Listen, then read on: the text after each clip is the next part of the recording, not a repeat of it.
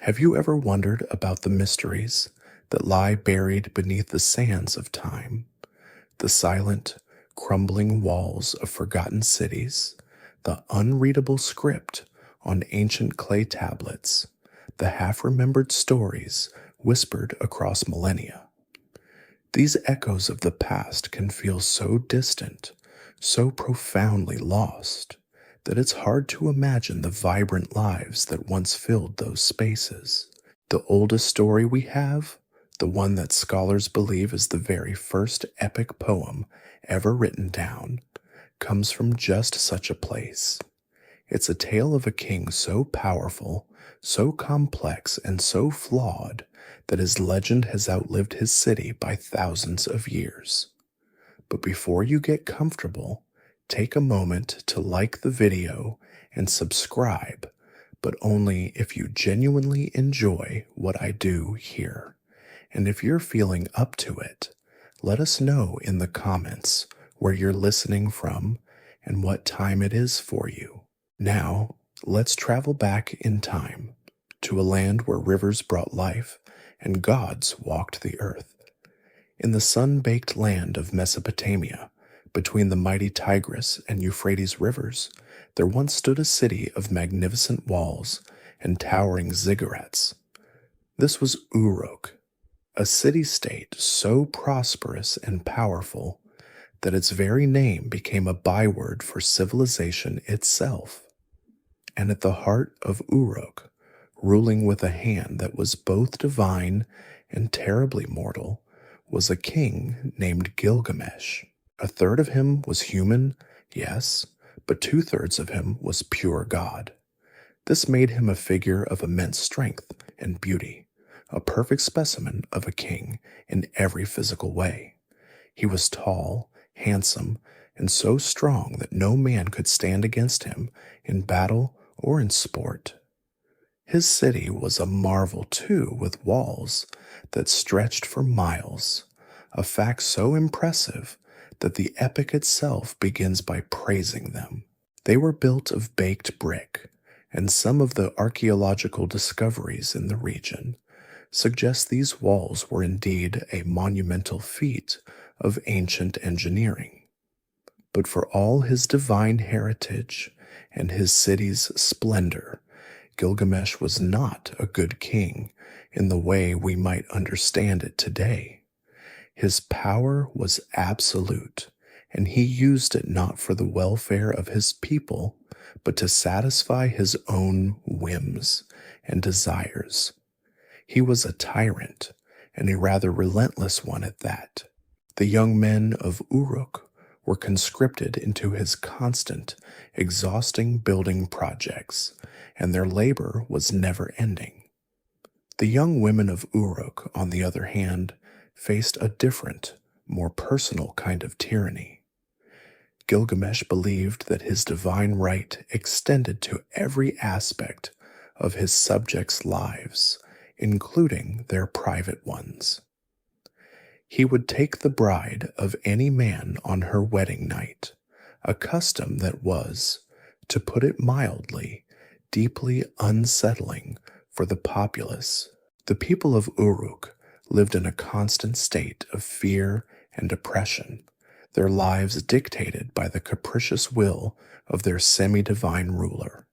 They were proud of their city, yes, but they were also utterly exhausted by their king. The beautiful walls he built were a testament to his power, but they were also a cage. They tried to complain, of course. They cried out in their misery, but to whom could they turn? Gilgamesh was a god among men. No mortal could challenge him. So in their desperation, the people of Uruk turned to the gods themselves. They knelt in the shadow of the ziggurat, a massive stepped temple dedicated to their deities, and they pleaded for relief. They begged the great gods of the sky and earth to see their suffering. They asked for someone, anyone, who could stand up to their king and bring him to heel. They didn't wish for Gilgamesh's death, as that would surely incur the wrath of the heavens. Instead, they asked for a rival, an equal to their king, someone who could occupy his endless energy and distract him from his people. The prayers of a suffering people, it seems, can be quite persuasive, even to immortal beings. The gods, from their lofty perch in the heavens, heard these pleas, and they began to discuss what could be done about the troublesome, though undeniably impressive Gilgamesh. The great god Anu, the father of the gods, listened most carefully to their complaints, recognizing the injustice of the situation. He realized that Gilgamesh's power, unchecked, was a danger not just to Uruk, but to the natural order of things. Something had to be done to restore balance to the world, so Anu turned to Aruru, the goddess of creation, the very same deity who had fashioned humanity from clay. He commanded her to create a being who was the mirror image of Gilgamesh, a wild, untamed force that could match the king's boundless strength. This new being would be his equal in every way, a force of nature to meet Gilgamesh's force of civilization. The people had asked for a rival, and the gods were preparing to give them one.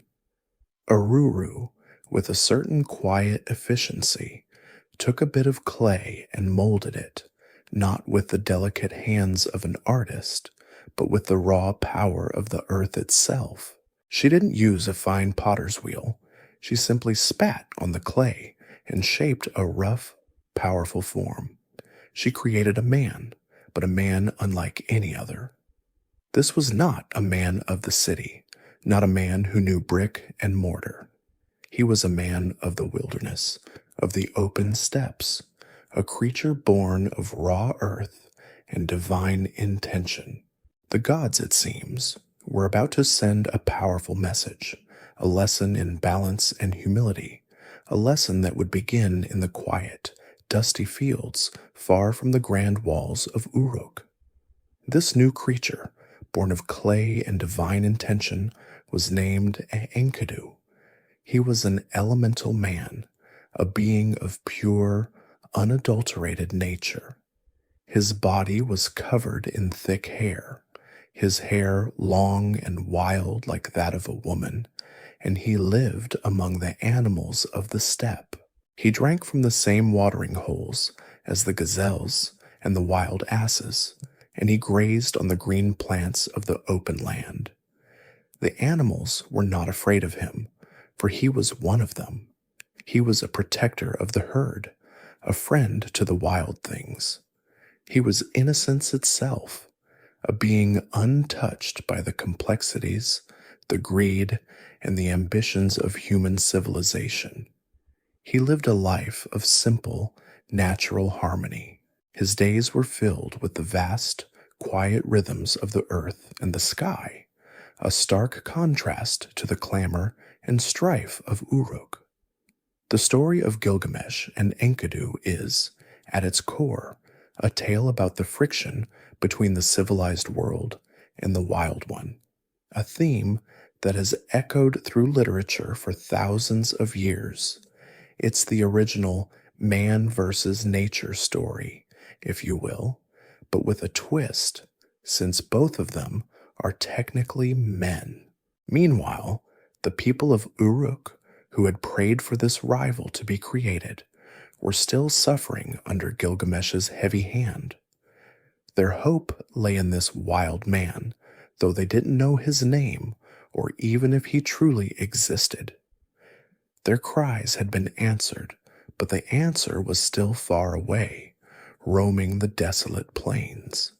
It took a hunter to first catch a glimpse of Enkidu.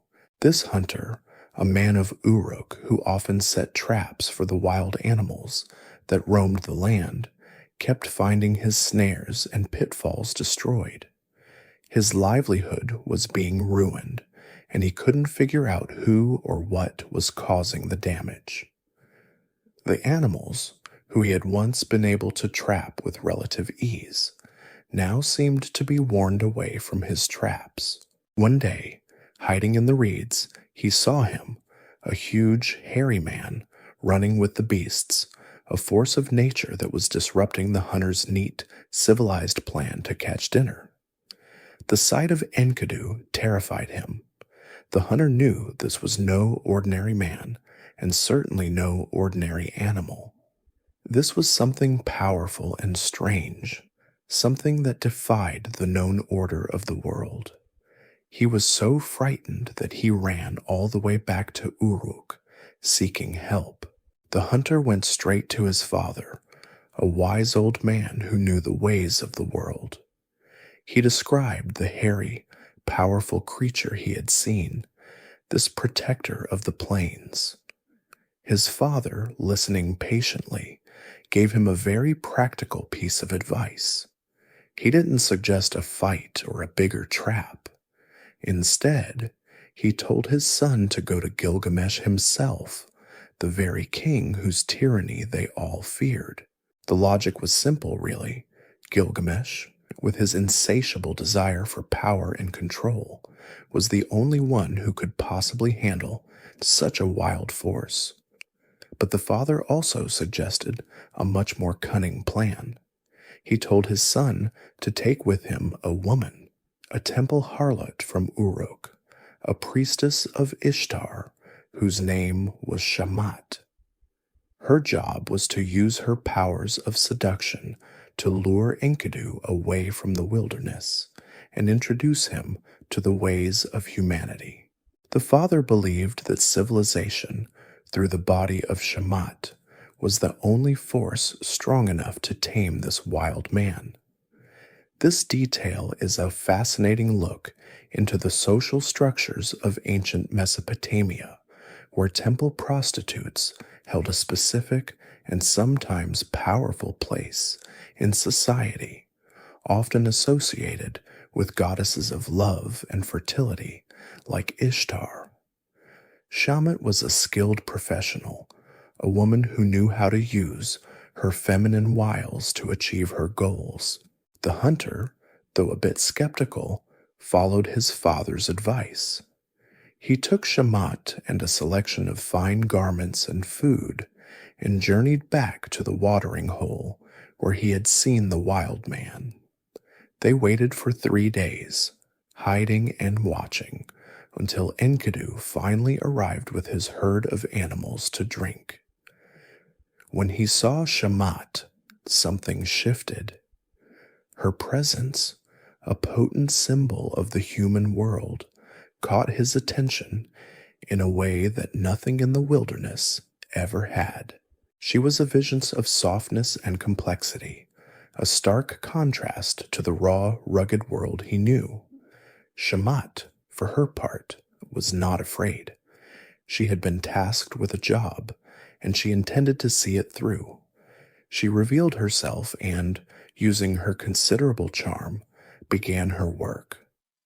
They spent a total of 7 nights and 6 days together, a period of time that is often considered symbolically significant in many ancient texts, representing a complete cycle of transformation. During this time, Shamat did much more than just seduce Enkidu. She began the process of civilizing him.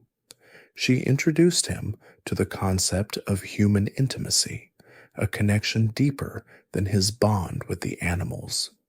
She taught him to eat bread, a staple of a settled agricultural life, and to drink beer, a product of human ingenuity and fermentation. She even gave him a piece of clothing to cover his body, a simple act that marked his transition from a wild animal to a self-conscious man. These seemingly small things were monumental steps. They were the first threads of the social fabric being woven around him, separating him from the natural world and integrating him into the human one. The animals, his old friends, began to shy away from him, no longer recognizing him as one of their own. The change was profound, and it was permanent. Enkidu was no longer just a wild beast. He was now a man, a thinking, feeling being who had been awakened to a new world. With his newfound humanity, Enkidu was no longer content to simply run with the animals. He had tasted a different kind of life, a life of thought, of connection, of self-awareness. Shamat, his teacher and companion, saw this transformation and knew her part of the task was nearly complete.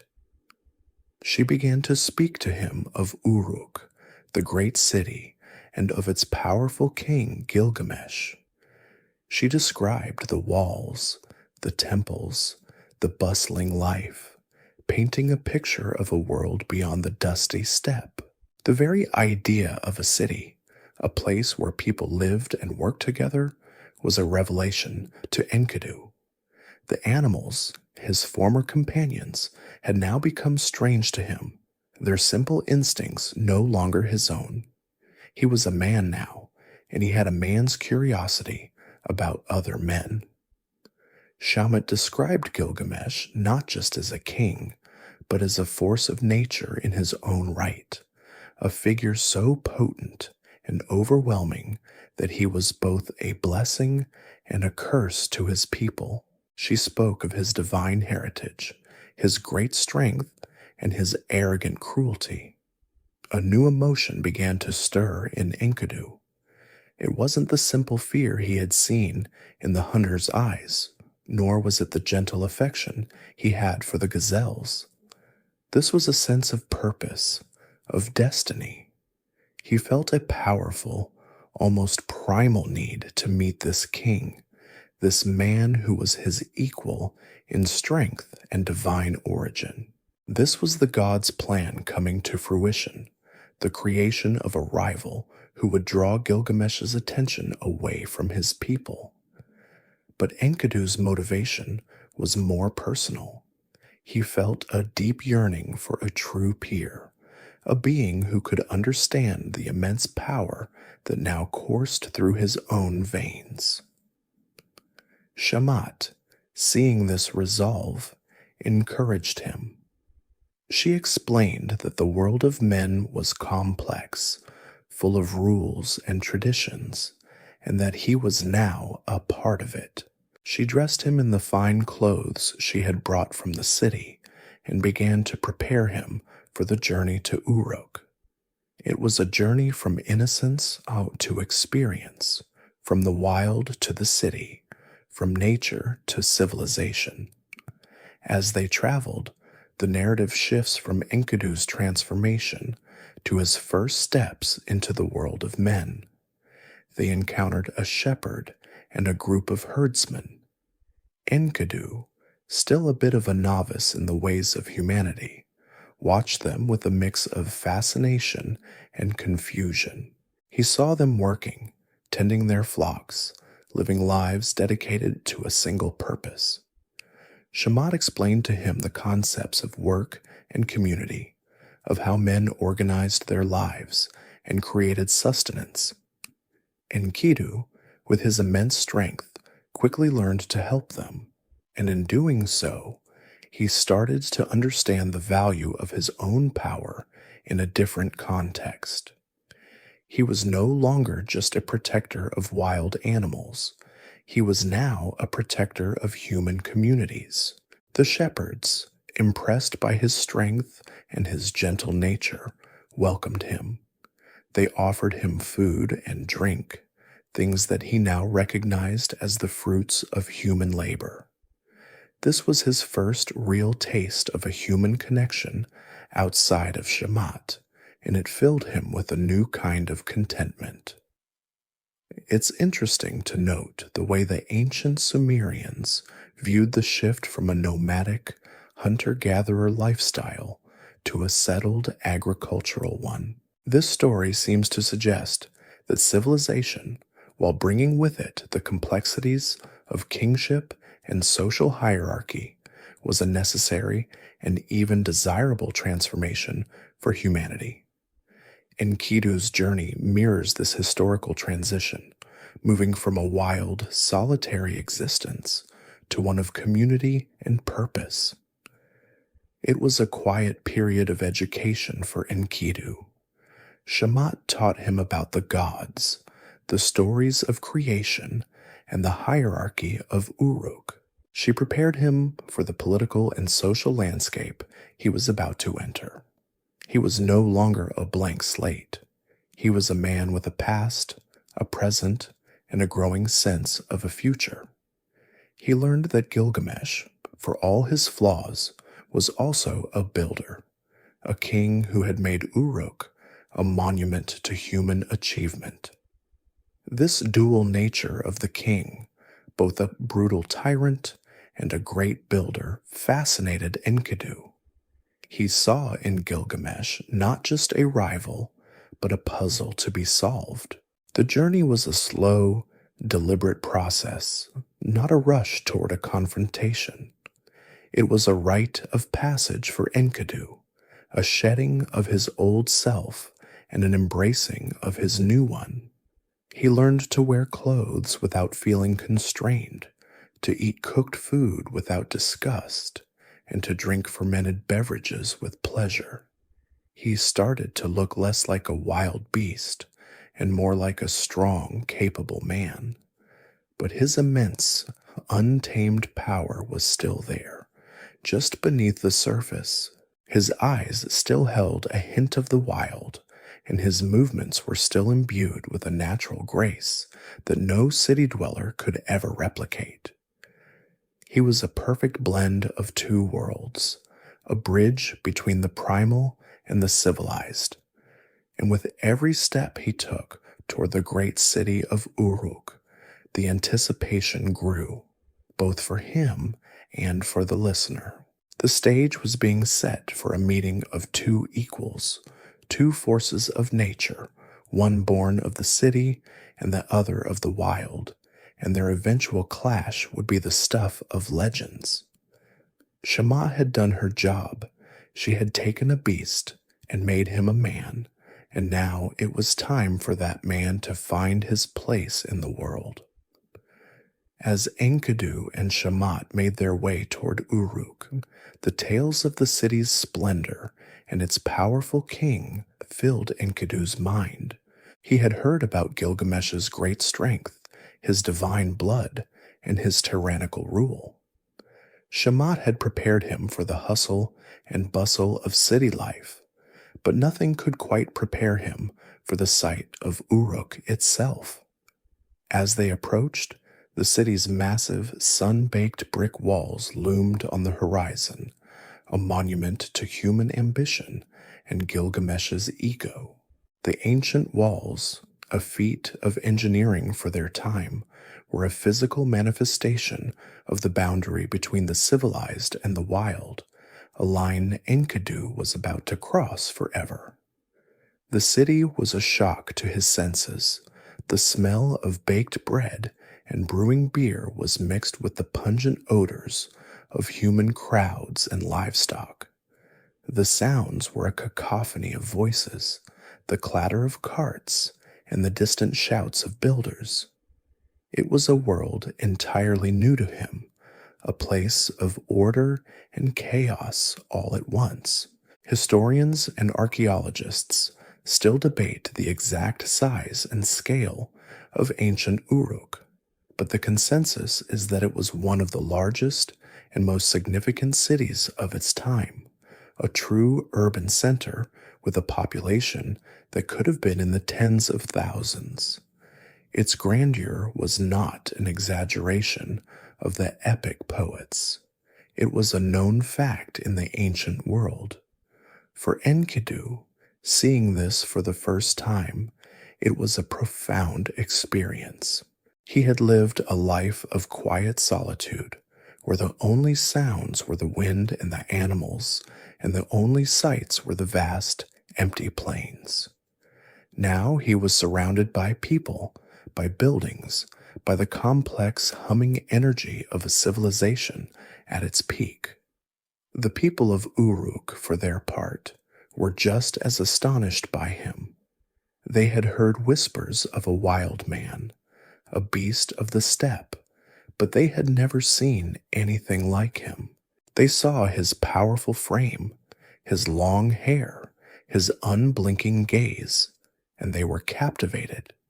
They marveled at his sheer physical presence, a living embodiment of the raw power that Gilgamesh claimed for himself. Shamat led him through the city gates and into the streets, explaining things as they went. The marketplace, the temples, the houses, each was a puzzle piece in the mosaic of human life.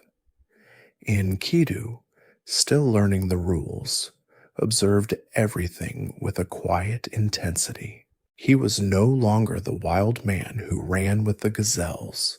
He was a guest in a strange and wonderful new world. But as they neared the center of the city, the whispers and murmurs of the people grew louder. They were talking about the king, Gilgamesh, and his latest acts of tyranny. Enkidu heard the complaints, the quiet desperation in their voices. He heard about Gilgamesh's custom of taking the bride on her wedding night, an act that symbolized his complete and total ownership of his people. A slow, simmering anger he began to build inside Enkidu. This was not the just and powerful King Shamat had described. This was a bully, a man using his immense power to hurt those weaker than himself. The injustice of it all grated against his own wild yet noble sense of fairness. He had protected the animals of the steppe from harm. Now he felt a similar impulse to protect these people. The climax of the story was quickly approaching. Enkidu heard that Gilgamesh was on his way to the house of a young bride, ready to assert his divine right. This was the final straw. All the training, all the civilization, all the purpose that Shamat had instilled in him came to a head in this moment. He felt a profound sense of duty, not just to the gods who had created him, but to the people he now saw as his own. He positioned himself in front of the bride's house, a silent, unmoving sentinel, a wall of flesh and fury. He was there to challenge the king, to stop his tyranny, to be the rival the people had prayed for. The city watched in hushed anticipation. Who was this strange, powerful man? Was he friend or foe? Would Gilgamesh simply swat him aside like a fly, or would this be a real contest? The scene was set. Gilgamesh, unaware of the challenge awaiting him, approached the house, his usual entourage of guards and attendants around him. He was walking with the arrogance of a man who had never been told no, a king who had never met his match. He saw Enkidu standing there, a strange, imposing figure blocking his path. Gilgamesh, not one to be deterred, simply demanded that he move aside.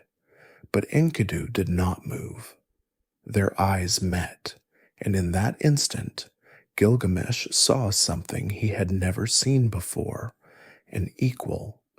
He saw a man who was not afraid, a man who met his gaze with a powerful, unyielding intensity. This was not a subject. This was a rival. This was the person the gods had created to challenge him, to be a counterweight to his immense power.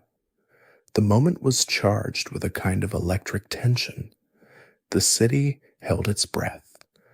The king of the city and the man from the wild were about to clash, and the fate of Uruk and of Gilgamesh himself hung in the balance. It was a test of strength, yes, but it was also a test of character, a clash of two different kinds of power, the power of a king and the power of a wild, unyielding heart. The tension was palpable. The people of Uruk, who had long suffered in silence, now watched with bated breath. In their minds, this was more than a fight between two men. It was a battle for the very soul of their city. Gilgamesh, the king of the city, and Enkidu, the man of the wild, stood face to face, a living embodiment of the clash between civilization and nature.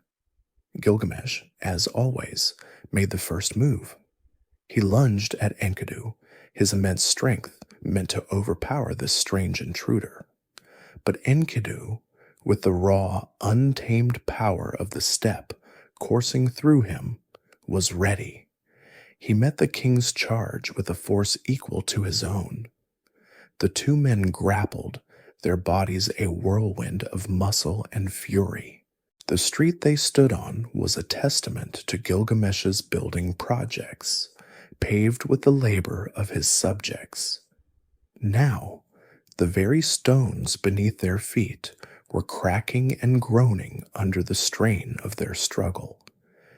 The air filled with the sounds of their grunts and the thud of their bodies. They were a perfect match.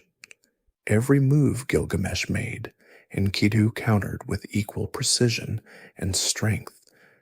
Every hold Gilgamesh attempted, Enkidu broke. It was a dance of power, a symphony of brute force. The crowd, which had at first been fearful, was now mesmerized. They had never seen anyone stand up to their king, let alone match him blow for blow. The dust of the street rose around them, a swirling cloud of brown and red, making them look less like men and more like two mythical beasts locked in a primal duel. The fight raged on, a blur of power and will. Gilgamesh, whose ego had never been bruised, was shocked. This wild man was not just strong, he was relentless. He was a force of nature, an unstoppable object that had met an immovable one. The two titans wrestled from the street to the very steps of the Temple of Ishtar, a significant detail, as it was Ishtar's sacred harlot who had civilized Enkidu. The fight, in a way, was a testament to her work. The struggle continued until finally Gilgamesh found an opening. He threw his entire weight and divine strength into one final, massive push. Enkidu, though powerful, was still finding his footing in this new world. He was thrown off balance, and Gilgamesh used the opportunity to pin him to the ground. The king, his chest heaving, stood over his defeated rival, expecting to see fear or submission in his eyes. But what he saw was something else entirely. Enkidu, though on the ground, was not broken. His eyes still held a fierce, unyielding light. He looked at Gilgamesh with a new kind of respect, a recognition of a worthy opponent. Gilgamesh, in turn, saw that same respect reflected in Enkidu's eyes. It was a mutual recognition, a moment of profound understanding that transcended the physical fight. It was as if they had both been looking for something, a challenge, a rival, a peer, and in each other they had finally found it. The wrestling match, which had started as a clash of wills, ended not in a victory, but in a strange and beautiful kind of truce. The anger and aggression melted away, replaced by a deep sense of camaraderie. Gilgamesh reached down and helped Enkidu to his feet. This unexpected turn of events is one of the most enduring parts of the epic. It's the moment when the tyrant begins his transformation into a hero. The people of Uruk, who had gathered to watch a king crush an enemy, instead witnessed the birth of a profound friendship. They cheered, not for a victor, but for this new and unlikely bond. The two men, who were meant to be rivals, now stood side by side, equals in every sense of the word. Gilgamesh, who had spent his life using his power to oppress others, had finally found a use for it that wasn't selfish. He had found a friend, a brother, someone he could trust and respect. Enkidu, who had been an animal, had now found his true place in the world, not as a king or a subject, but as a peer to the most powerful man in the world. The fight, therefore, was not a conclusion, but a beginning. It was the starts of a new chapter for both men. The city was safe from Gilgamesh's tyranny, as his attention was now focused on this new and exciting friendship. They walked through the streets together, two powerful men, a force that was now united, not divided. The epic poetry, so often focused on conflict and battle, pauses here to celebrate this quiet moment of connection, this foundation of a bond that would change not just Gilgamesh, but the very course of his life. Their shared experience in the fight created an unspoken language between them, a deep understanding that would carry them through even greater challenges to come. With their wrestling match concluded and a friendship forged, Gilgamesh and Enkidu's relationship blossomed. The two were inseparable, and Gilgamesh's tyrannical reign over Uruk came to an immediate and gentle end. His boundless energy, once spent on oppressing his people, was now channeled into his new companion. They spent their days in friendly competition, testing their strength against one another in various games and sports, a healthy outlet for their immense power. The people of Uruk, once fearful of their king, now looked upon him and his new friend with a kind of awe. They had seen the two men fight as rivals, and now watched them live as brothers. A deep quiet settled over the city. Gilgamesh had found his equal, and Uruk had found its peace. But this newfound tranquility, this domestic bliss of two mighty men in a city of stone, couldn't last forever. Both Gilgamesh and Enkidu were beings of immense power, and power, it seems, craves a greater purpose. The world they lived in was a vast, mysterious place, and the great heroes of ancient times were not remembered for a peaceful life. They were remembered for their great deeds, their epic journeys, and their slaying of terrible monsters. Gilgamesh, a man 2/3 god, knew this instinctually. He yearned for a legacy, a name that would echo through time, long after his magnificent city walls had crumbled to dust. He was, in a way, afraid of the quiet obscurity that comes with a peaceful life. He wanted to be remembered, to be immortal not in flesh, but in story. This desire for fame and glory became the new driving force in his life, and he quickly drew Enkidu into his plan. Gilgamesh proposed a journey, a great quest to a place known as the Cedar Forest. This forest was not just any patch of trees. It was a sacred place, a realm of the gods, guarded by a monstrous figure named Humbaba.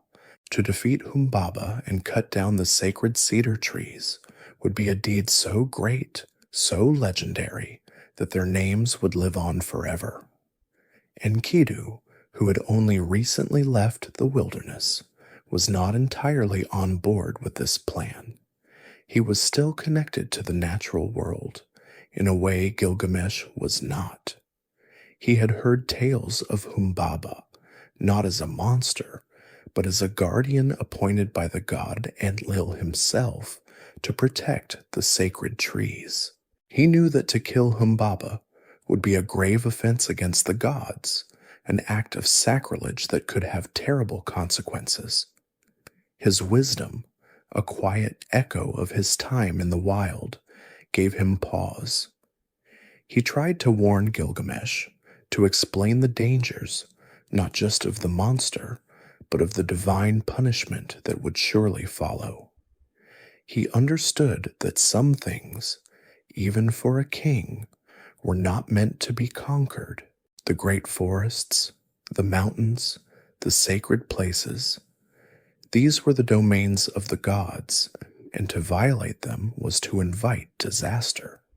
But Gilgamesh, filled with the boundless confidence of a man who had never truly failed, was not one for caution. He was a man driven by ambition, and the warnings of his new friend, though heartfelt, sounded to him like cowardice. He scoffed at the idea of divine punishment. He argued that all men, even kings and demigods, must eventually die. It was a fact of life, an inevitability. Therefore, the only thing that truly mattered was to leave behind something that would last forever, to build a name that would never be forgotten. He convinced Enkidu that their lives would be meaningless if they did not undertake this great challenge. He used their newfound bond, their shared strength, as a tool of persuasion. He argued that together they were an unstoppable force, a power that could even stand up to the gods themselves. Gilgamesh's words were persuasive, and Enkidu, deeply loyal to his new friend, eventually relented. He set aside his fears and his warnings, choosing to follow his companion on this perilous journey. The decision was made. The two heroes would travel to the cedar forest, face the terrifying Humbaba, and carve their names into the very fabric of history. It was a classic heroic impulse, a desire for glory that transcends time and culture. And so, the two men began their preparations. They needed weapons, tools, and supplies for the long and dangerous journey.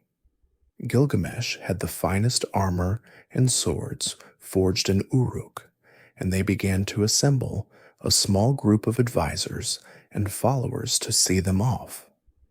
The people of Uruk, who had been so relieved by the end of Gilgamesh's tyranny, were now filled with a new kind of fear. They saw their king and his friend preparing to do battle with a divine guardian, and they feared for their lives, for their city, and for the consequences of such an audacious act. It was a journey of great promise, but also of great peril. The cedar forest beckoned, and with it the unknown. Before they departed, Gilgamesh and Enkidu went to consult with the elders of Uruk. This was a departure from Gilgamesh's usual tyrannical behavior. He was, for the first time, seeking counsel and advice, a sign that his friendship with Enkidu was already changing him for the better.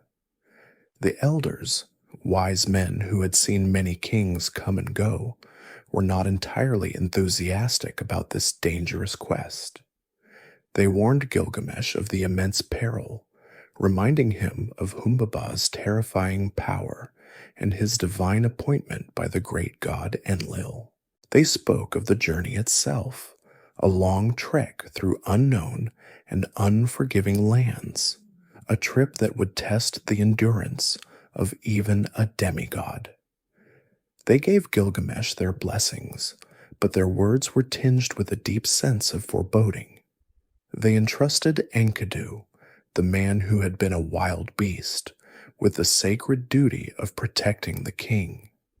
They asked him to watch over Gilgamesh, to keep him safe from the many dangers, both seen and unseen, that lay ahead. It was a beautiful and ironic twist. The very man created to be Gilgamesh's rival was now being asked to be his guardian. After receiving their solemn send-off, the two friends began their long journey to the cedar forest. They walked for many days, their path taking them out of the fertile lands of Mesopotamia and into the vast, arid wilderness. They traveled over mountains and through valleys, their journey meticulously chronicled in the epic. The journey itself was a test of their resolve. They had to cross 7 mountains, each one a significant obstacle, and with each mountain they crossed, they performed a ritual. Gilgamesh would pray to the god Shamash, the sun god, and his dreams would reveal omens about their quest. Enkidu, with his unique connection to the wild, would interpret these dreams, a task that required both wisdom and intuition. The dreams were often terrifying and symbolic, filled with imagery of falling mountains and monstrous figures, and Enkidu, in a display of his growing sophistication, would always interpret them in a positive light, reassuring Gilgamesh and bolstering his courage. It was a new dynamic for their friendship. Gilgamesh, the demigod, was the dreamer, and Enkidu, the once wild man, was the wise interpreter. The journey was a slow, deliberate part of the narrative. It wasn't just a physical trek, it was a psychological one. It was a time for the two men to deepen their bond, to rely on each other, and to understand their own strengths and weaknesses. Gilgamesh, who had always been a solitary figure on the throne of Uruk, was learning what it meant to have a true partner, someone who shared his burdens and his fears. Enkidu, who had spent his life as a protector of animals, was now protecting a king, a symbol of civilization itself. Their journey was a beautiful testament to the power of their friendship, a bond that was being forged in the crucible of a shared, dangerous quest.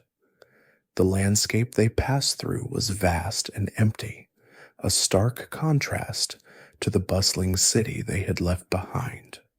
The silence of the plains and the grandeur of the mountains were the only witnesses to their epic march.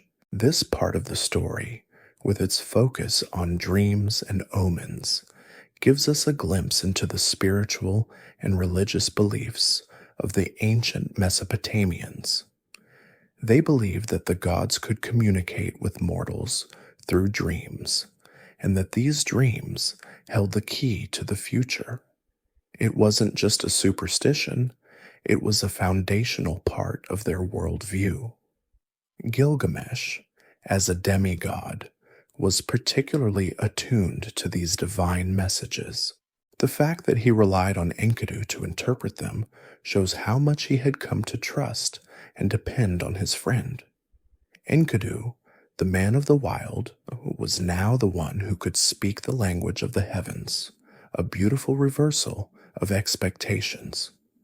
Finally, after many long days and many omens, they reached the edge of the cedar forest. The sight was magnificent and terrifying all at once. The forest was immense, the cedar trees reaching up to the sky like pillars supporting the heavens. The air was thick with the fragrant scent of the wood, a divine smell that was intoxicating and sacred. But beneath the beauty, there was a feeling of profound menace. This was Humbaba's domain, a place where a powerful and terrifying monster lurked. The journey was over, and the confrontation was about to begin. The two friends stood at the threshold of their destiny, a moment that would either lead to immortal glory or to a swift and brutal end. The silence of the forest was a heavy, expectant blanket, and they both knew that the quiet could be broken at any moment. Standing on the threshold of the cedar forest, Gilgamesh and Enkidu felt a primal sense of awe and dread. The forest itself was a marvel, the sacred cedar trees so immense and ancient that their tops seemed to touch the clouds. The air was thick with the scent of cedar and the quiet hum of a divine presence. This was not a place for mortals. It was the sacred precinct of the gods. But Gilgamesh was not entirely immortal, and he was driven by a powerful ambition that outweighed any fear. He took in a deep breath, and with a nod to Enkidu, he took the first step inside. The forest floor was strangely quiet. No birds sang, no animals moved. The only sound was the rustling of their own movements, a sound that seemed to echo in the vast silence. They were intruders in a holy place. As they moved deeper into the forest, they found the pathway Humbaba used, a clear trail of trampled earth and broken branches, a sign of the immense size and power of the guardian. The air grew heavier.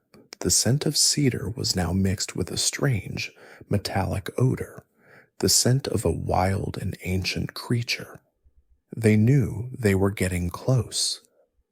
Gilgamesh, ever the leader, took the point, his hand on the hilt of his sword. Enkidu, with his keen senses honed by years in the wild, was a silent sentinel at his back, watching for any sign of danger. They walked for a long time, the trees growing thicker, the light growing dimmer, until they reached a clearing. And there, sitting on a massive broken cedar stump, was the guardian of the forest. Humbaba was a truly terrifying sight. He was a giant, his face a grotesque mask of entrails, his voice a roaring torrent of fire. He was not a single creature, but a collection of 7 terrifying auras, each one a separate source of fear and power that emanated from his body. When he roared, the very ground seemed to shake, and the trees around them trembled. He was a manifestation of the wild, untamed forces of nature, a monstrous being designed by the gods to protect their sacred grove from the prying hands of men. He saw the 2 intruders, and a rage, as old as the earth itself, filled his voice. He taunted them, calling them small and insignificant, daring them to step forward. He singled out Enkidu, calling him a traitor to the wild, a man who had left his animal friends to become a companion to a weak king. The words were a direct assault on Enkidu's new identity, a cruel reminder of the life he had left behind. For a moment, Enkidu was shaken. He had spent so long trying to be a man, and now this powerful ancient creature was calling him a failure, a turncoat. But Gilgamesh, seeing his friend falter, stepped forward and spoke words of encouragement. He reminded Enkidu of their shared strength, their shared purpose. He told him that they were in this together and that they would either achieve greatness or fail as one. The words were a powerful affirmation of their friendship, a bond that was now strong enough to withstand the terror of a divine guardian. With renewed courage, Enkidu stood his ground, his fear replaced by a quiet, determined resolve. The battle was about to begin. The 2 friends charged forward, and Humbaba met them with a roar. The clash was thunderous, a battle of epic proportions. Gilgamesh fought with his sword, and Enkidu fought with his immense strength, his body a living battering ram. But Humbaba was powerful, and his 7 auras of terror made it difficult for them to get close. They were pushed back, their blows failing to land, their strength not enough to break through his divine protection. It was a fight against a god-appointed force, and it was a fight they were losing. They were outmatched, their human and semi-divine strength not enough to overcome the ancient power of the guardian. Just when all seemed lost, Gilgamesh cried out to the heavens, calling upon the god Shamash, the very god he had been praying to throughout their journey. He begged for help, for a sign of divine favor, and Shamash heard his prayer. The sun god, who had been a quiet observer, decided to intervene. He sent a powerful gale, a great wind that came from all directions at once. The wind swirled around Humbaba, pinning him in place, blinding him with dust and debris, and weakening his 7 auras. The sudden divine intervention was the opening the 2 heroes needed. They charged forward again, this time with a new ferocity. Gilgamesh's sword found its mark, and Enkidu's blows landed with a crushing force. They fought with a renewed sense of purpose, using the gods' help to overcome their seemingly unbeatable foe. This intervention is a crucial part of the story, as it highlights the fact that even the most powerful of heroes often need a little divine assistance to succeed. It's a reminder of the delicate balance between human ambition and divine will. The great battle, which had seemed hopeless, was now turning in their favor, and the end was in sight. With the divine intervention of Shamash, the battle against Humbaba took a decisive turn. The great winds sent by the sun god howled and swirled around the monster, pinning him down and leaving his 7 fearsome auras of protection scattered and weakened.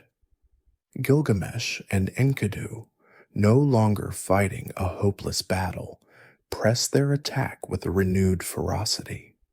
They were no longer just 2 men. They were a force of divine and mortal power, working in perfect, brutal harmony. Humbaba, for all his monstrous power, was now vulnerable. Gilgamesh's great sword, a blade forged in the city and imbued with his semi-divine strength, found its mark.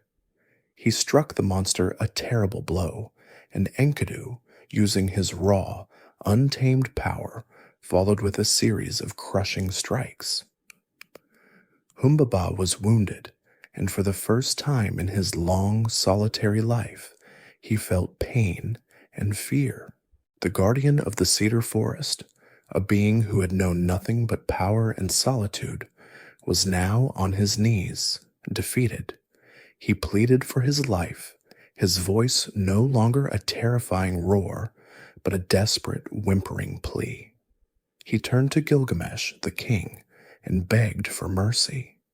He promised to serve him, to be his slave, to do whatever he commanded. He offered to reveal the secrets of the forest and to build him a great palace from the cedar wood. It was a tempting offer, a chance for Gilgamesh to show mercy and gain a powerful servant. But Enkidu, a man who had seen the true nature of the wild, was not so easily swayed. He knew that Humbaba was a creature of deceit and malice, a being whose promises could not be trusted. He had also seen the suffering in Uruk, a suffering caused by a king who had no one to challenge him. He knew that to show mercy to Humbaba would be a mistake, a moment of weakness that could have terrible consequences. He urged Gilgamesh to finish the job, to kill the monster and complete their quest. Gilgamesh was torn. He saw the potential for a great victory, a show of mercy that would make him seem even more powerful. But he also heard the wisdom in Enkidu's words.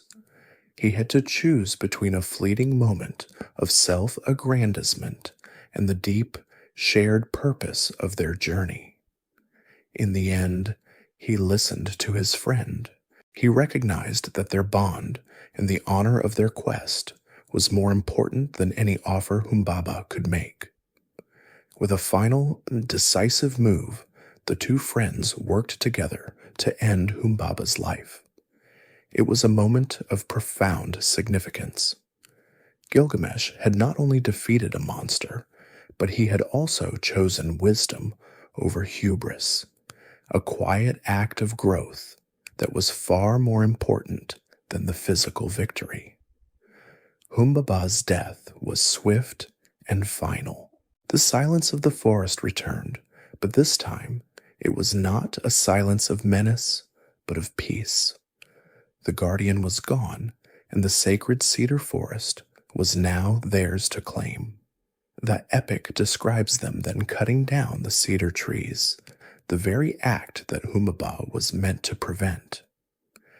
They chose the tallest and most beautiful of the trees, a symbol of their victory. They would not just return with a story of a monster slain. They would return with a tangible trophy, a monument to their great deed.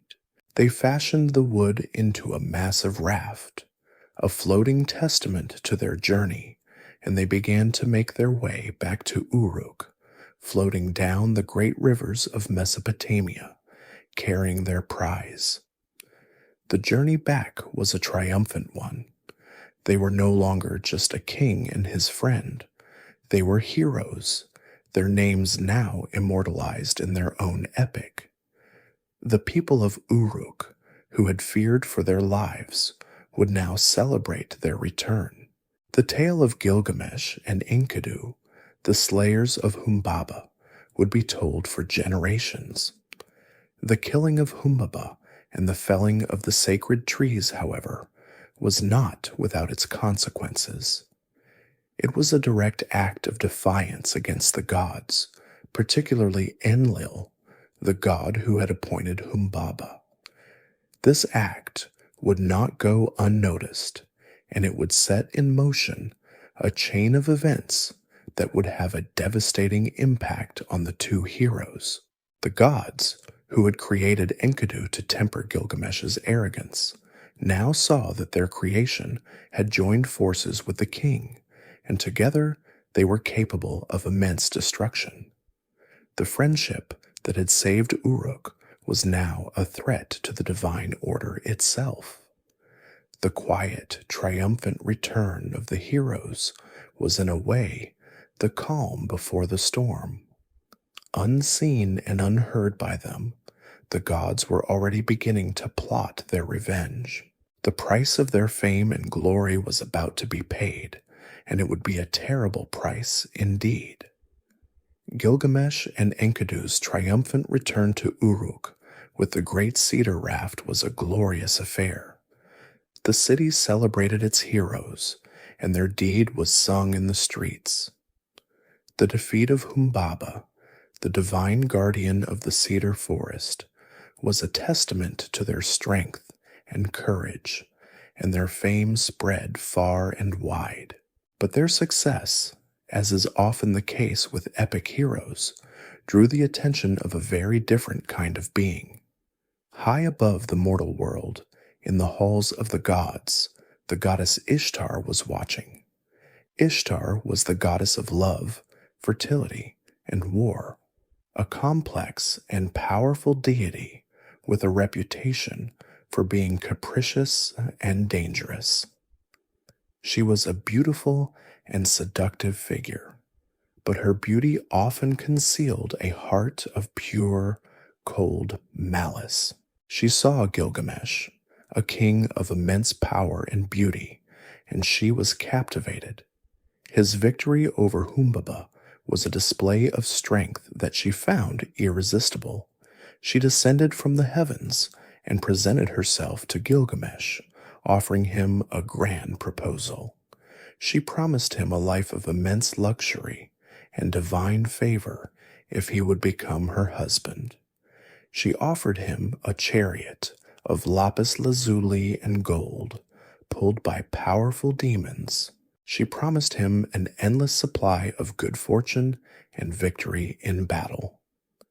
She laid out a future for him that was filled with power and pleasure, a life far grander than any mortal could ever hope for. For a moment, Gilgamesh was faced with a choice, a temptation of immense proportions. He could have a life of divine protection, a place among the gods themselves, and the love of a powerful goddess. But something was different about him now. The friendship with Enkidu, The shared struggle against Humbaba had changed him. He was no longer just the arrogant, selfish tyrant of old. He had a sense of self-awareness, a quiet wisdom that had been absent before. Instead of accepting her offer, Gilgamesh did something that no mortal had ever dared to do. He scornfully rejected her. He did not just say no. He launched into a furious tirade against her, a brutal verbal assault that was both insulting and filled with a certain undeniable truth. He reminded her of her history, her long list of lovers, both divine and mortal, and the terrible fates that had befallen them. He spoke of Tammuz, the god of vegetation, whom she had loved and then sent to the underworld to die. He spoke of the Alalu bird, the lion, and the shepherd, all of whom she had charmed and then abandoned, leaving them to a terrible fate. He called her a house of pitch, a beautiful but treacherous facade that was filled with danger. He accused her of being a fickle and cruel lover, a woman who used her power not for love, but for destruction. His words were a powerful, unflinching indictment of her character, a dangerous move against a deity as powerful and vindictive as Ishtar.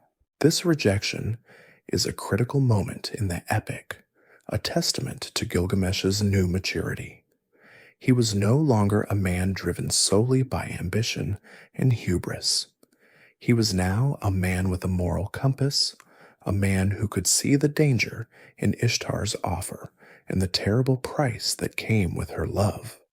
He saw that to accept her would be to condemn himself to the same fate as her other lovers.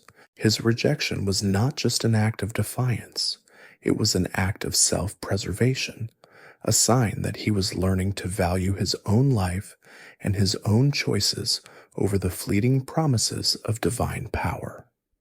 His friendship with Enkidu had shown him the value of a true, honest bond, a bond that was far more important than a shallow, treacherous relationship with a goddess.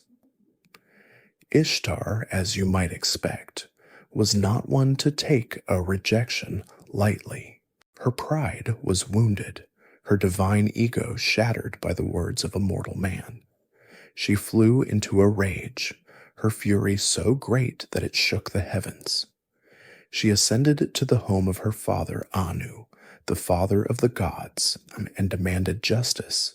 She wept and screamed, threatening to unleash the dead from the underworld if Anu did not give her what she wanted. What she wanted was the bull of heaven, a powerful, monstrous creature of divine wrath that she could use to wreak havoc on Uruk and destroy Gilgamesh. Anu, wise and cautious, was hesitant.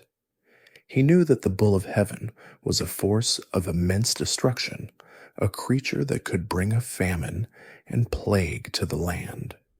But Ishtar's threats were powerful, and her rage was a force to be reckoned with. The fate of Uruk and the two heroes once again hung in the balance. Ishtar, with her pride wounded and her rage simmering, would not be denied. She stood before her father, Anu, the great sky god, and her pleas were not of a daughter asking for a favor, but of a scorned woman demanding vengeance. She wept and she screamed, her threats echoing through the divine halls. She promised to shatter the gates of the underworld, to bring the dead up from their dusty rest, and to unleash them upon the world of the living. This was a threat that Anu could not ignore. He knew the chaos that such an act would cause, the delicate balance between life and death that would be irreparably broken. He was a father, but he was also a god of order. He tried to reason with her, to remind her that Gilgamesh was a powerful king and that her revenge might not go as planned. But Ishtar's fury was a force of nature. She would not be placated. And so, with a heavy heart, Anu finally relented. He gave Ishtar the bull of heaven, a creature of immense power and destruction. This was not a physical animal. It was a cosmic force, a manifestation of the god's anger. When Ishtar unleashed the bull of heaven upon Uruk, the results were catastrophic. Its mere arrival was enough to cause a great famine and plague to descend upon the city. Its breath was a fire that burned the fields and dried up the rivers. Its mighty hooves, when they struck the earth, created massive fissures and chasms, swallowing up the terrified people of Uruk by the hundreds. The city, which had just recently celebrated its heroes, was now in the grip of a divine punishment that was far more terrible than Gilgamesh's tyranny. The people who had prayed for an end to their suffering were now experiencing a suffering of a cosmic scale. Gilgamesh and Enkidu, seeing the city they loved and had fought for being ravaged by this divine beast, did not hesitate. Their friendship had been forged in the fire of battle, and they were not about to let this monster destroy their home. They armed themselves and went out to face the bull of heaven. This was a battle on a scale far grander than their fight against Humbaba. The bull was not just a guardian, it was a weapon of the gods, a being of pure, unadulterated divine wrath. It was a testament to the gods' anger over the death of Humbaba and Gilgamesh's arrogant rejection of Ishtar. The fight was a magnificent spectacle, a clash of divine and mortal power that would be remembered for all time. The ground shook with the force of their blows, and the air was thick with the scent of fear and destruction. Gilgamesh and Enkidu fought with a unified purpose, their movements a perfect, deadly dance. Gilgamesh, with his experience as a warrior and his semi-divine blood, led the charge. He was a force of immense strength and courage, but it was Enkidu, the man of the wild, who truly understood the nature of the beast. He had a connection to the earth and the creatures of the world that Gilgamesh lacked. He was the one who could see the bull's weak points, the one who could anticipate its movements. He was the brains to Gilgamesh's brawn, a partnership that had proven to be unstoppable. He dove under the bull, his movements quick and decisive, and with a powerful thrust of his arm, he grabbed the beast by its tail. This was a dangerous, almost suicidal move, but it was a crucial one. It immobilized the bull just long enough for Gilgamesh to get a clear shot. Gilgamesh, seeing his opening, raised his great sword and drove it deep into the back of the bull's neck, right at the base of its horns. The bull, a being of immense power, let out a final terrible cry, and then it fell. The ground shook one last time, and then there was a silence, a quiet that was more profound than any noise. The monster was dead. The bull of heaven, the divine weapon of Ishtar, had been defeated by two men. The people of Uruk, who had been hiding in terror, now emerged from their homes, their fear replaced by a wave of relief and celebration. They cheered for their heroes, their champions, the men who had saved them from the wrath of the gods. It was a victory of immense proportions, a triumph of human courage over divine power. Enkidu, in a final act of defiance, ripped off the bull's thigh and threw it at Ishtar, who was watching the scene from the walls of the city. He challenged her, telling her that he would do the same to her if he could. This was a grave insult, a final act of hubris that would have terrible consequences. The two heroes, drunk on their victory, celebrated with the people of Uruk, but they did not see the terrible price that was about to be paid. The gods, who had been watching, were now truly enraged. The killing of Humbaba was one thing. The slaying of the bull of heaven was an act of war. The price of their fame was about to be levied, and it would not be paid in gold or in cedar wood. It would be paid in blood, and it would be a price that Gilgamesh would carry for the rest of his long life. The celebrations in Uruk was thunderous, a joyous, raucous party for two heroes who had defeated not one, but two monstrous beings. Gilgamesh and Enkidu were at the center of it all, celebrated as saviors of the city. But high above the mortal world, the mood was very different.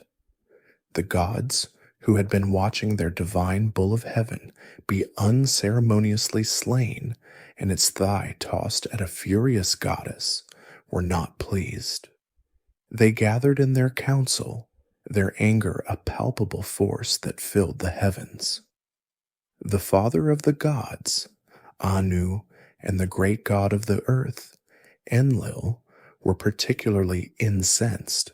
The two heroes, with their immense strength and their human defiance, had upset the delicate balance of the cosmos. They had not only killed Humbaba, the guardian appointed by Enlil, but they had also slain the bull of heaven, a divine creature sent by Anu himself. The gods had to make a decision. They had to choose who would pay the price for this immense act of hubris. The goddess Ishtar, still seething with rage, demanded that both Gilgamesh and Enkidu be punished. She wanted their deaths, a brutal and bloody end for the men who had so insulted her. But the gods, in their infinite and often confusing wisdom, made a different choice. Enlil, the god who had been most personally offended by the killing of Humbaba, argued that the city of Uruk needed Gilgamesh. He was a king, a semi-divine figure who was still a crucial part of the mortal world. His death would cause a chaos that would be difficult to contain. Enkidu, on the other hand, was different. He was a wild man, a creature born of clay and then civilized by a harlot. He had no true place in the human world, and he was the one who had urged Gilgamesh on in his defiance. He was the most human of the two, and therefore the one who was most expendable. And so the gods passed their judgment. They condemned Enkidu to die. He would not be killed in the battle, but would instead be struck down by a mysterious, wasting illness, a slow and agonizing descent into death. This punishment was, in a way, far more cruel than a quick end in battle. It was a slow, deliberate act of divine vengeance, a punishment that would not only kill Enkidu, but would also serve as a terrible lesson to Gilgamesh. The gods wanted him to suffer, to witness the slow decay of his friend, to feel the profound and terrible grief that comes with watching a loved one die. It was a lesson in mortality, a reminder that for all his divine heritage, he was still, in part, a mortal man, and the gods were in charge of that mortality. The first signs of the illness were subtle. Enkidu began to feel a profound sense of fatigue, a weariness that went beyond the physical exhaustion of battle. His body, once so strong and vital, began to fail him.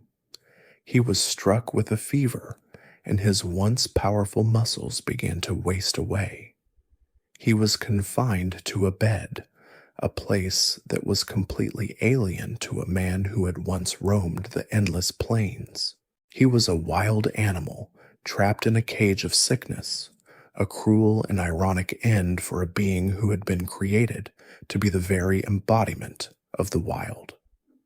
Gilgamesh, seeing his friend's condition worsen, was heartbroken. He had never experienced such a thing before. He had seen death in battle, but this was a slow, quiet, and profoundly personal kind of death. He was powerless to stop it. Enkidu, in his fever-induced haze, was filled with a terrible, consuming bitterness. He cursed the hunter who had first found him, and he cursed Shamat, the harlot who had civilized him and brought him to Uruk. He believed that if he had never left the wild, he would never have met Gilgamesh, and he would never have faced the god's wrath. His anger was not directed at the gods, but at the very act of becoming human. He felt that his civilization was a curse, a trap that had led him to this terrible end. Gilgamesh, hearing his friend's angry words, was filled with a deep sadness. He tried to reason with him, to remind him of the glory they had achieved, the friendship they had shared, and the lives they had saved. But Enkidu, in his pain, could not hear him. His mind was filled with the terrible injustice of it all. He was dying for a crime that he did not believe was a crime that had brought glory to his friend and salvation to a city. The cruel irony of the situation was a terrible and bitter pill to swallow. As Enkidu's illness grew worse, his bitterness gave way to a deep, profound sadness. Gilgamesh, seeing his friend's pain, was not only grieving, but was also filled with a terrible sense of guilt. He had pushed Enkidu on this quest, had convinced him to defy the gods, and now his friend was paying the ultimate price. He sat by Enkidu's bedside, his heart heavy, powerless against the slow, creeping tendrils of death. Enkidu, in a rare moment of lucidity, saw his friend's pain, and in an act of great compassion rescinded his curses. He blessed the hunter who had found him, and he spoke kind words about Shamat, the harlot who had civilized him. He recognized that his human experience, for all its pain, had also brought him the most precious gift of all, the friendship of Gilgamesh. He apologized for his angry words and assured his friend that their shared journey had been worth it, for it had forged a bond that was stronger than any monster and more enduring than any city wall. This quiet reconciliation was a beautiful and tragic moment. It was a reminder that even in the face of death, the human spirit, and in this case, the spirit of a once wild man, can find a sense of peace and forgiveness. Enkidu's final days were a long and painful goodbye. He spoke of his dreams, his memories, and the life he was leaving behind. He spoke of the wilderness and his animal friends, and of the great city of Uruk and the people he had come to love. Gilgamesh, in a heartbreaking display of affection, held his friend's hand, unable to let go. He spoke of their shared adventures, their battles, and their triumphs, a desperate attempt to hold on to the good times, to the joy of their friendship. It was a quiet, intimate scene, a stark contrast to the grand, violent battles that had defined their lives so far. Finally, after 12 long days of suffering, Enkidu died. The epic describes Gilgamesh's reaction with a powerful and heart-wrenching simplicity. He did not cry out or rage at the heavens. Instead, he simply sat beside his friend's body, a silent sentinel of grief. He waited for a full day, and a full night refusing to believe that his friend was truly gone. He would not allow the body to be buried. He watched and waited for some sign of life, a flicker of breath, a twitch of a muscle. He was, in a way, in denial, unable to comprehend a world without his friend, his other half. When a small worm finally crawled out of Enkidu's nose, Gilgamesh finally accepted the terrible truth. The man who had been his brother, his rival, and his truest friend was gone forever.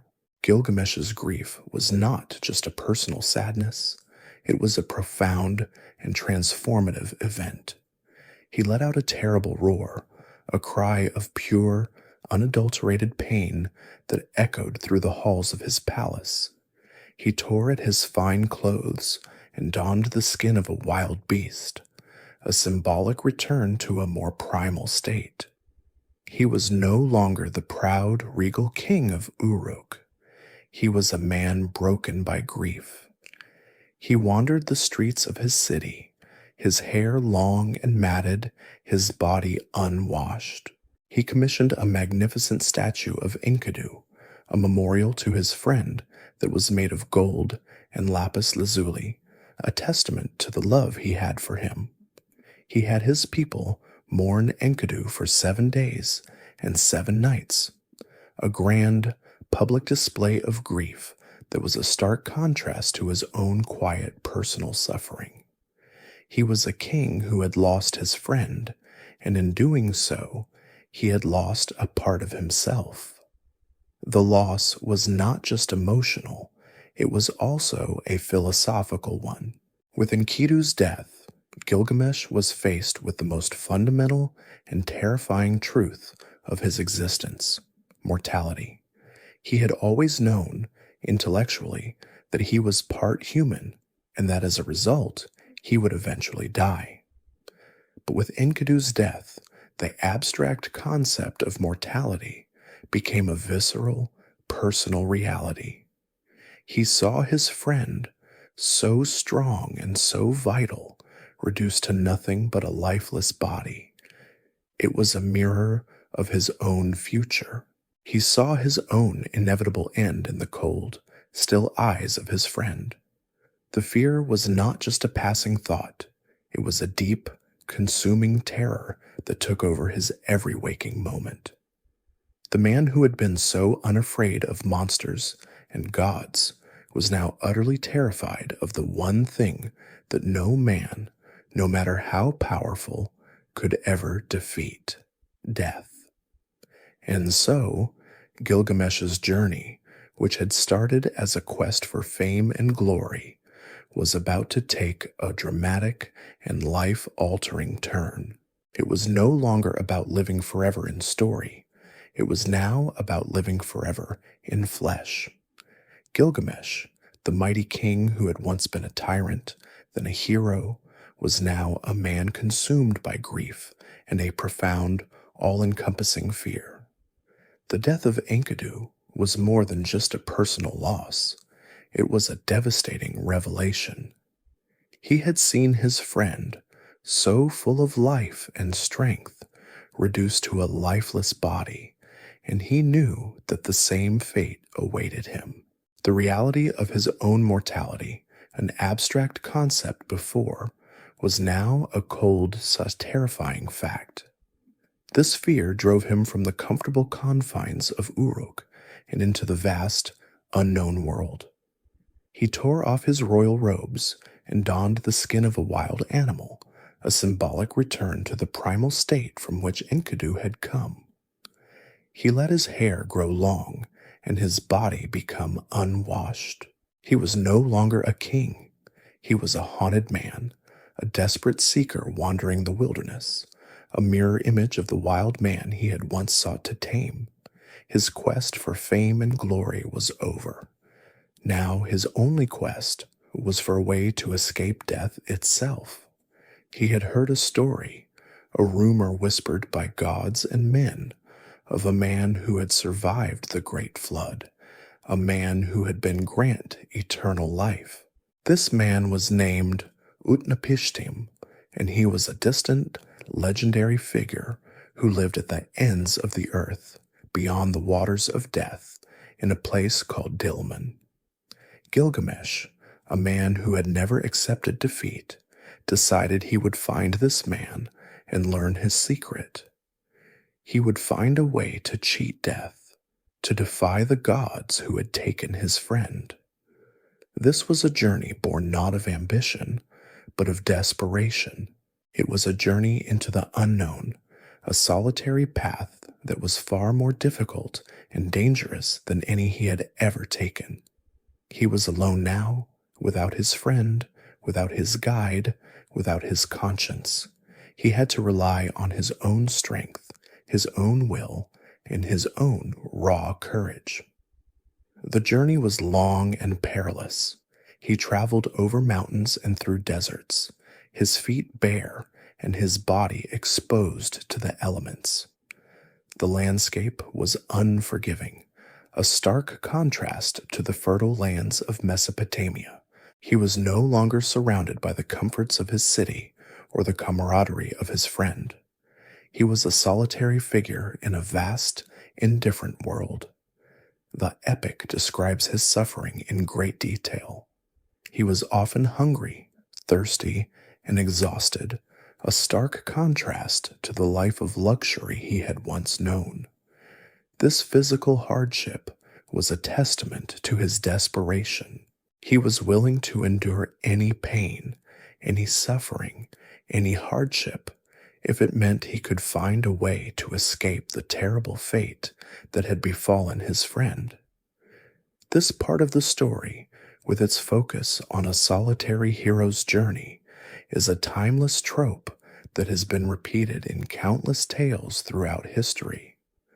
The hero, broken and alone, must face his greatest fears and overcome unimaginable obstacles to achieve his goal. It is a journey of self-discovery, a stripping away of the ego and the superficial trappings of power to find the core of what it means to be human. Gilgamesh, the man who had once been a god among men, was now experiencing the full weight of his humanity. He was learning what it meant to be vulnerable, to be afraid, to be utterly, completely alone. His journey was not just a physical one, it was a spiritual one, a profound and life-altering experience that would change him forever. He was in search of Utnapishtim, the only man to have cheated death, to learn the secret to immortality. But to reach him, Gilgamesh would first have to face the terrors of the mountains, the solitude of the desert, and the dangers of a world that was far older and more mysterious than he had ever imagined. His quest was not just a physical one, it was a journey into the heart of the great unknown, a journey that would take him to the very edges of the known world and beyond. He was driven by a single, desperate hope, the hope that he could somehow find a way to stop the inevitable, to prevent his own story from ending in the same way as his friends. It was a fool's hope, perhaps, but it was a hope that gave him the strength to keep going, to keep walking, to keep searching for the man who held the secret to eternal life. Gilgamesh's solitary journey eventually led him to the edge of the world. After a long and arduous trek, he arrived at the twin peaks of Mount Mashu, a place so remote and mysterious that no man had ever set foot there before. The sun rises and sets at Mount Mashu, and its very existence marks the boundary between the known world and the great unknown. This mountain was not just a physical obstacle, it was a spiritual one, a place of immense power and danger. The gates to the mountain were guarded by two formidable creatures, beings of a profound and unsettling nature. They were the Scorpion Men, a pair of mythical beings who were half human and half scorpion. They were the sentinels of the sun god, Shamash, and their mere presence was enough to instill a primal fear in any mortal who dared to approach. The male scorpion man saw Gilgamesh, a wild, unkempt figure, and his first instinct was to destroy him. But as he looked closer, he saw something else. He saw that Gilgamesh was a man of immense power, a being who was 2/3 God. He saw the divine light in his eyes, and he knew that this was no ordinary mortal. He turned to his wife, the female scorpion man, and spoke of the strange divine-like aura that emanated from this man. The female scorpion man, in a softer, more compassionate voice, recognized Gilgamesh's grief and his desperation. She saw not a threat, but a man broken by loss. This moment is a gentle reminder that even in the face of ancient, terrifying beings, the human emotions of grief and love can be recognized and understood. The scorpion man, in a voice of authority and compassion, finally spoke to Gilgamesh, asking him why he had traveled so far and endured so much hardship. Gilgamesh, with no reason to be guarded, poured out his heart to them. He told them the story of Enkidu, of their friendship, of his death, and of his terrible consuming fear of mortality. He explained that he was on a desperate quest to find Utnapishtim, the immortal man, to learn the secret to eternal life. The scorpion men listened to his tale, their ancient eyes filled with a certain kind of understanding. They explained the nature of the road ahead, a path that was shrouded in complete, impenetrable darkness. It was a tunnel through the heart of the mountain, a journey that would take 12 leagues, a distance so vast that it would take the average man 12 days to traverse. The darkness was not just an absence of light. It was a living, breathing thing, a darkness so profound that a man could not see the hand in front of his face. No one, not even the gods, had ever dared to travel this road. But Gilgamesh, filled with a new kind of resolve, was not to be deterred. He was a man who had faced monsters and gods, and he was not about to be frightened by a lack of light. He was driven by a powerful, desperate hope that was stronger than any fear. The scorpion men, seeing his resolve and perhaps a flicker of their own divine compassion, finally opened the gates for him. They gave him a warning. He had to complete the journey before the sun, Shamash, returned. If he was caught in the tunnel when the sun rose, he would be incinerated by its divine light. The warning was both a threat and a challenge, a final test of his courage and his will. With a nod of thanks, Gilgamesh stepped into the darkness, a solitary figure venturing into a world that no one had ever seen before. The journey through the tunnel was a terrifying and sensory-depriving experience. The darkness was absolute, and Gilgamesh had to feel his way forward, his hands against the cold, unforgiving rock. The silence was deafening, broken only by the sound of his own breathing and the soft, rhythmic thud of his feet on the ground. He walked for many hours, the concept of time becoming meaningless in the endless dark. His body was tired, his mind was weary, and the fear was a constant gnawing presence. But he kept going. He was driven by the memory of Enkidu's death, by the terrible fear of his own end. He was a man on a mission, and nothing, not even the complete and utter darkness of a God-guarded tunnel, was going to stop him. After what seemed like an eternity, He finally saw a faint glimmer of light in the distance. He ran toward it, his last reserves of strength giving him a final burst of speed, and he emerged from the darkness just as the sun began to rise, a triumphant, exhausted figure standing at the very edge of the world. Emerging from the long, dark tunnel, Gilgamesh found himself in a world that was unlike any he had ever seen. He was no longer in the arid, sun-scorched lands of the desert, but in a strange and beautiful garden. The trees here were not made of wood, but of precious stones. The leaves were made of lapis lazuli, and the fruit was made of glistening jewels. This was a divine garden, a place of immense beauty and unearthly wonder.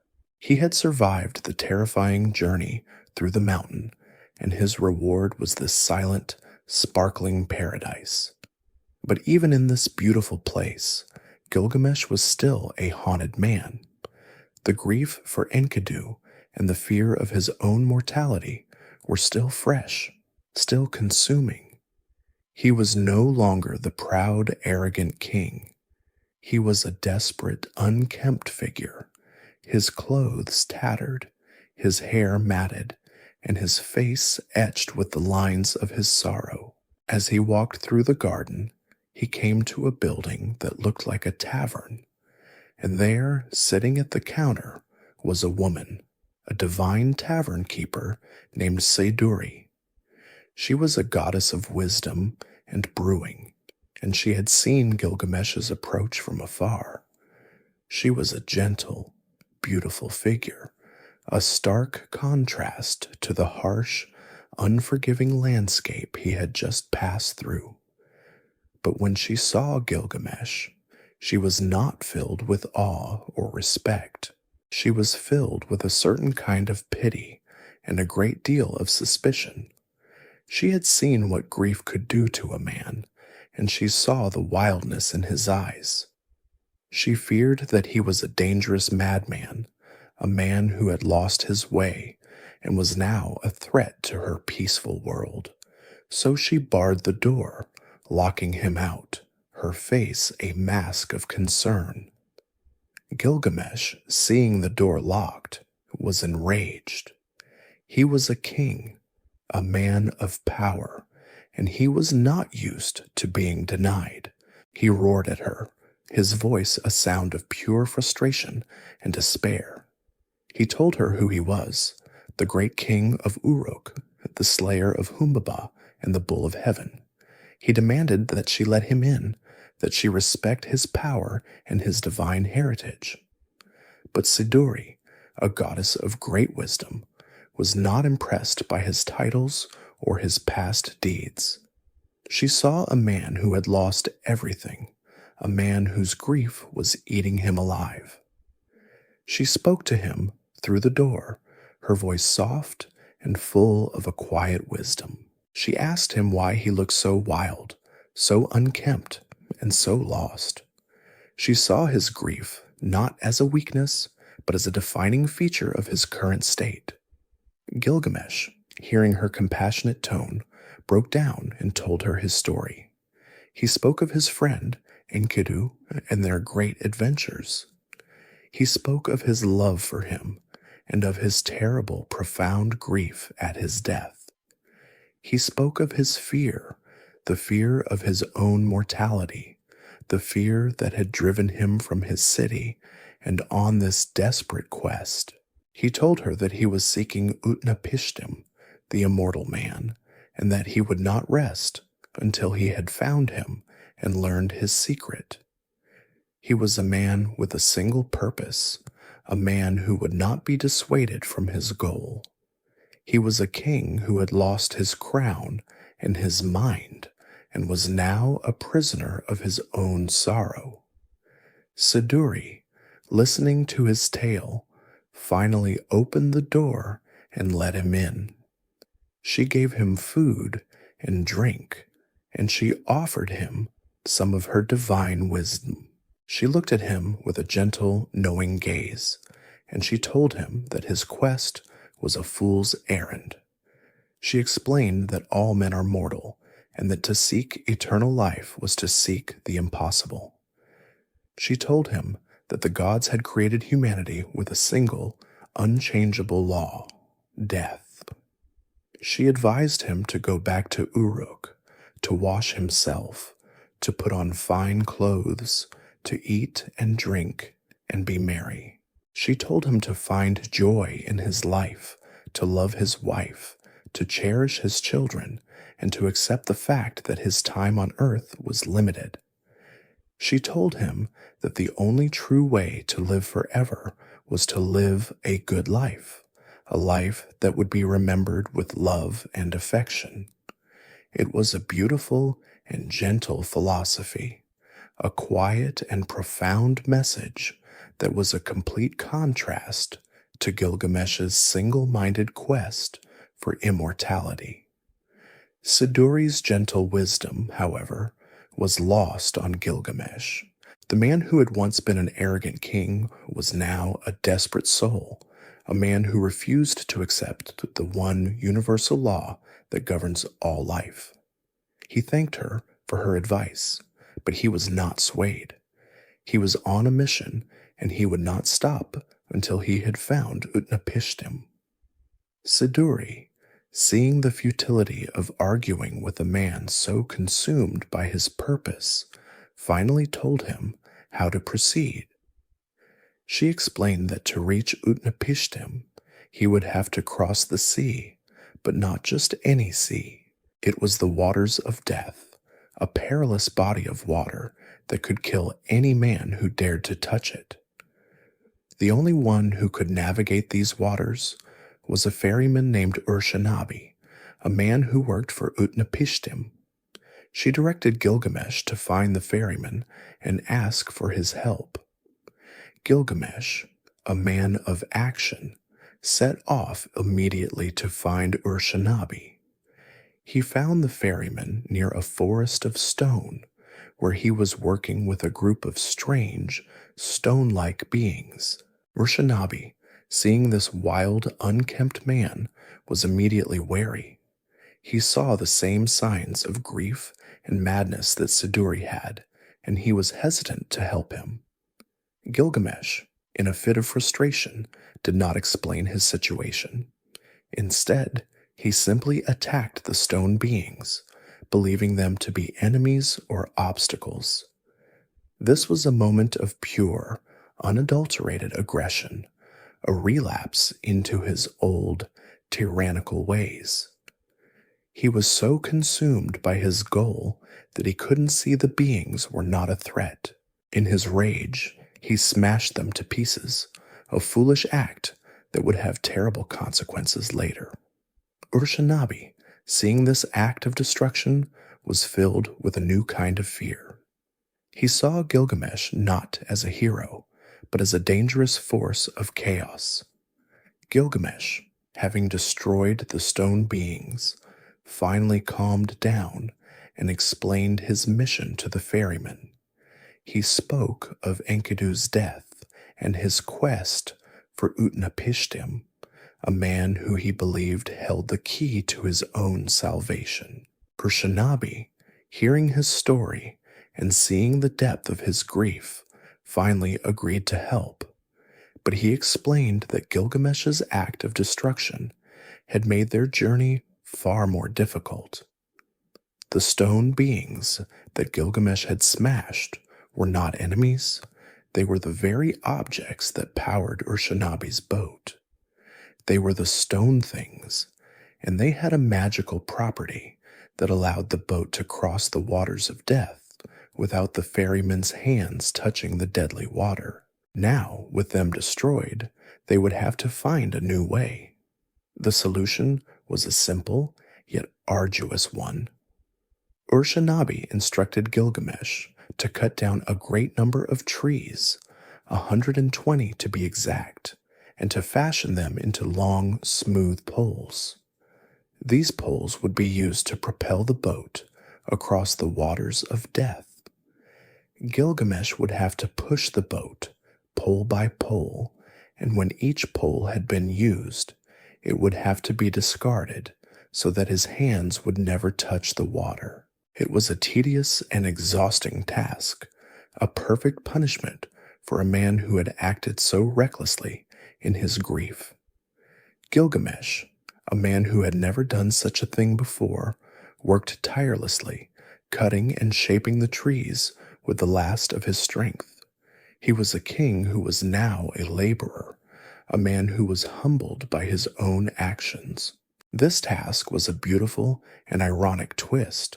The man who had once built magnificent walls with the forced labor of his people was now performing a similar, solitary task to save his own life. Finally, with all the poles made, they began their journey across the waters of death. The journey was long and silent, broken only by the sound of Gilgamesh pushing the boat and the quiet splash of the discarded poles hitting the deadly water. The sun was hot, the water was still, and the air was heavy with a profound and terrible quiet. This was the final leg of his journey, the last great obstacle between him and his goal. He was a man who had been stripped of everything: his friend, his city, his pride, and his arrogance. He was a man who was now just a traveler, a desperate seeker on a long, slow boat ride to his destiny. It was a time of reflection, a time for him to think about all he had lost and all he still hoped to find. The journey was not just a physical one, it was a journey of the soul. After a long and arduous journey across the waters of death, Gilgamesh and Urshanabi finally arrived at the shores of the faraway land of Dilmun, the home of Utnapishtim.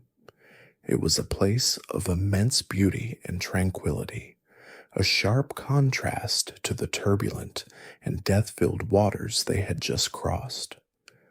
There, on the shore, stood Utnapishtim, a man of great age and quiet dignity.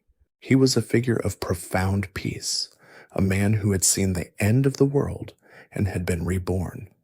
But when he saw Gilgamesh, a wild, unkempt man, he was not filled with a sense of welcome. He saw the same signs of grief, fear, and desperation that Siduri and Urshanabi had seen. He saw a man who had lost his way, a man who was running from the inevitable. He approached Gilgamesh and asked him who he was and why he had traveled so far to reach him.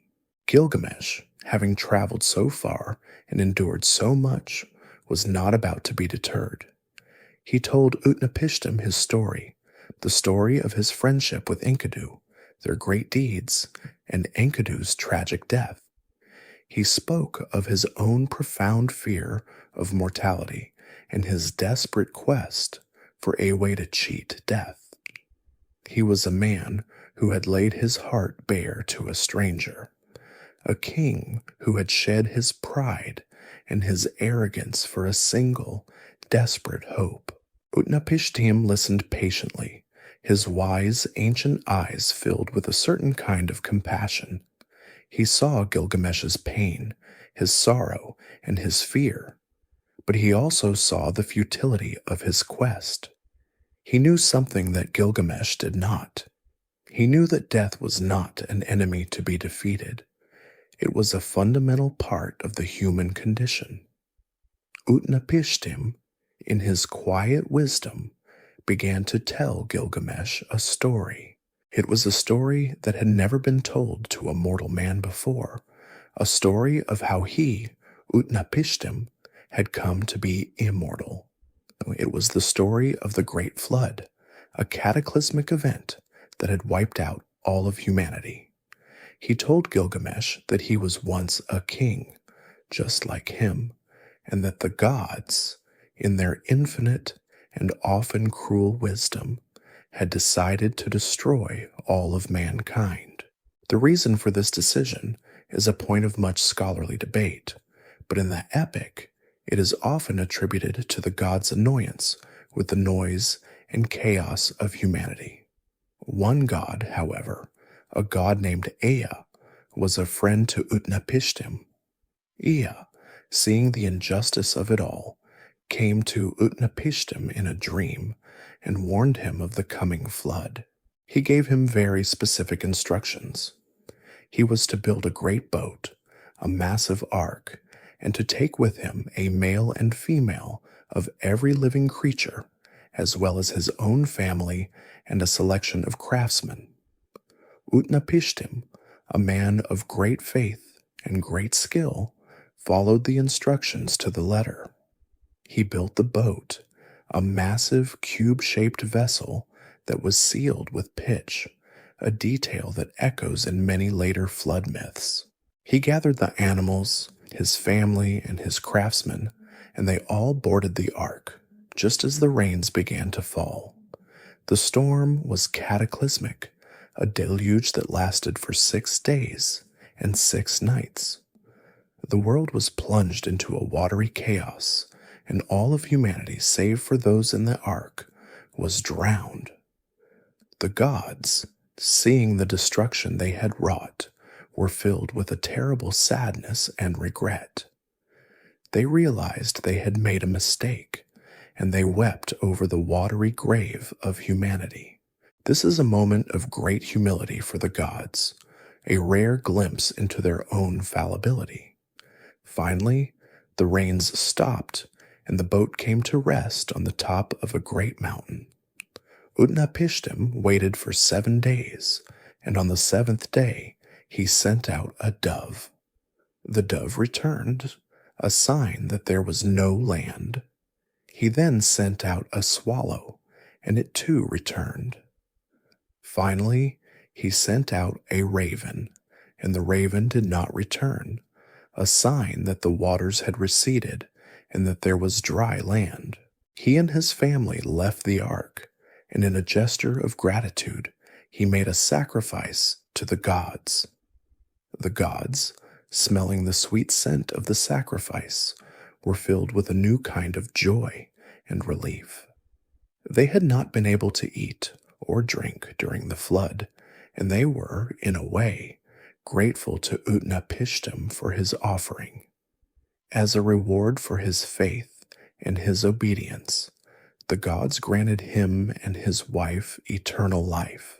They were to live forever, a peaceful, solitary existence in the faraway land of Dilmun, a living reminder of a world that was lost. Utnapishtim's story of the Great Flood was a profound revelation for Gilgamesh. He had come seeking a simple secret, a magic potion, a hidden incantation that could grant him immortality. Instead, he had been given a cosmic history lesson, a tale of a terrible event that had left only one survivor, and that survivor, Utnapishtim, was immortal not because of any great deed or inherent power, but because he was a living reminder of the gods' mistake. His immortality was not a reward for heroism. It was a consequence of divine regret. It was a kind of immortality that Gilgamesh, a man of power and ambition, could never truly hope to achieve.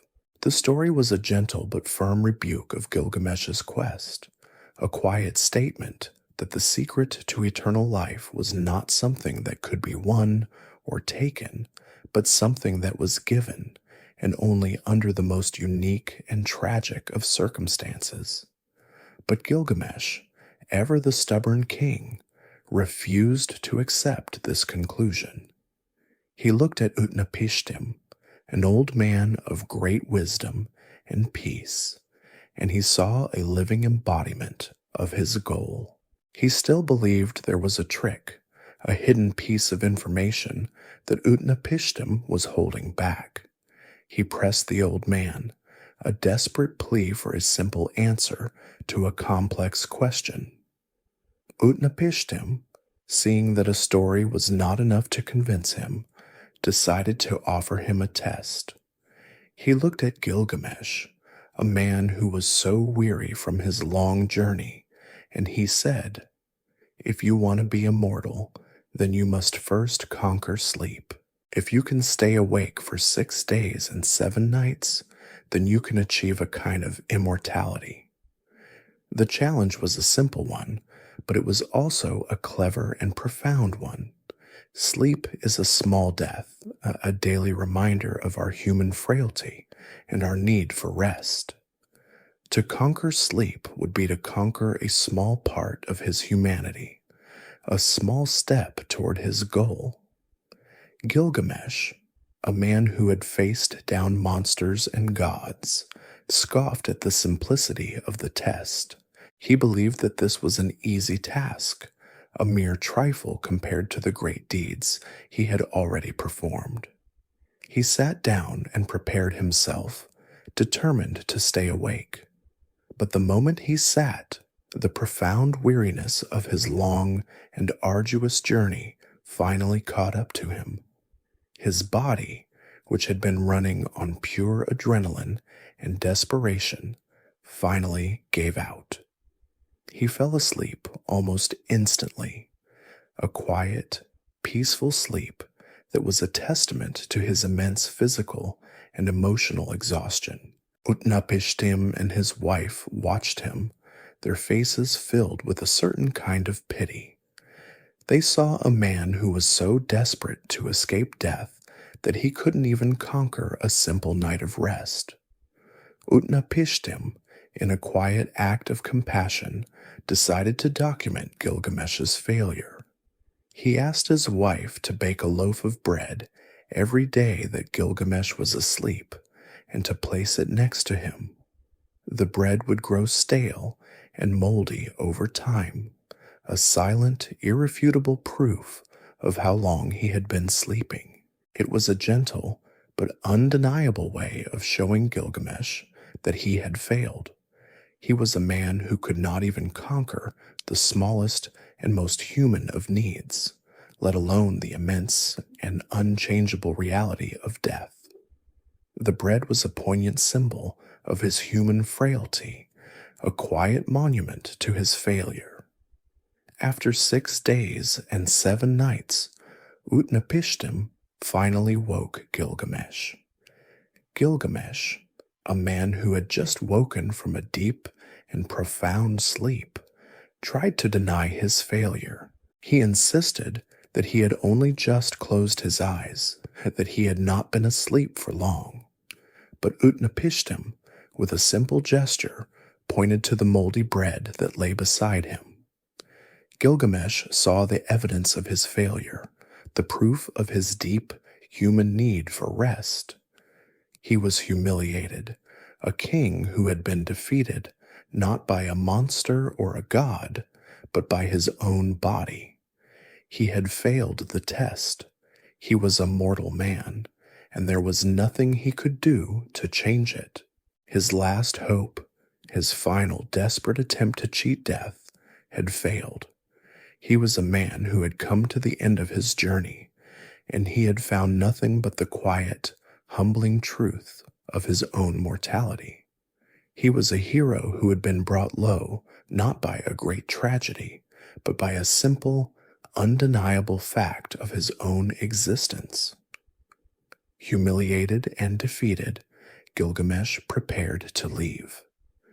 His long journey, filled with so much hope and desperation, had come to a quiet, inglorious end. He had failed the test, a testament to his human frailty, and he was now a man with nothing left to do but accept his fate. Utnapishtim, a man of great wisdom and compassion, saw the king's profound sadness and was moved by it. He knew that Gilgamesh's quest, though ultimately futile, was born of a deep and powerful love for his friend. He could not, in good conscience, let the king go home with nothing but a crushing sense of defeat.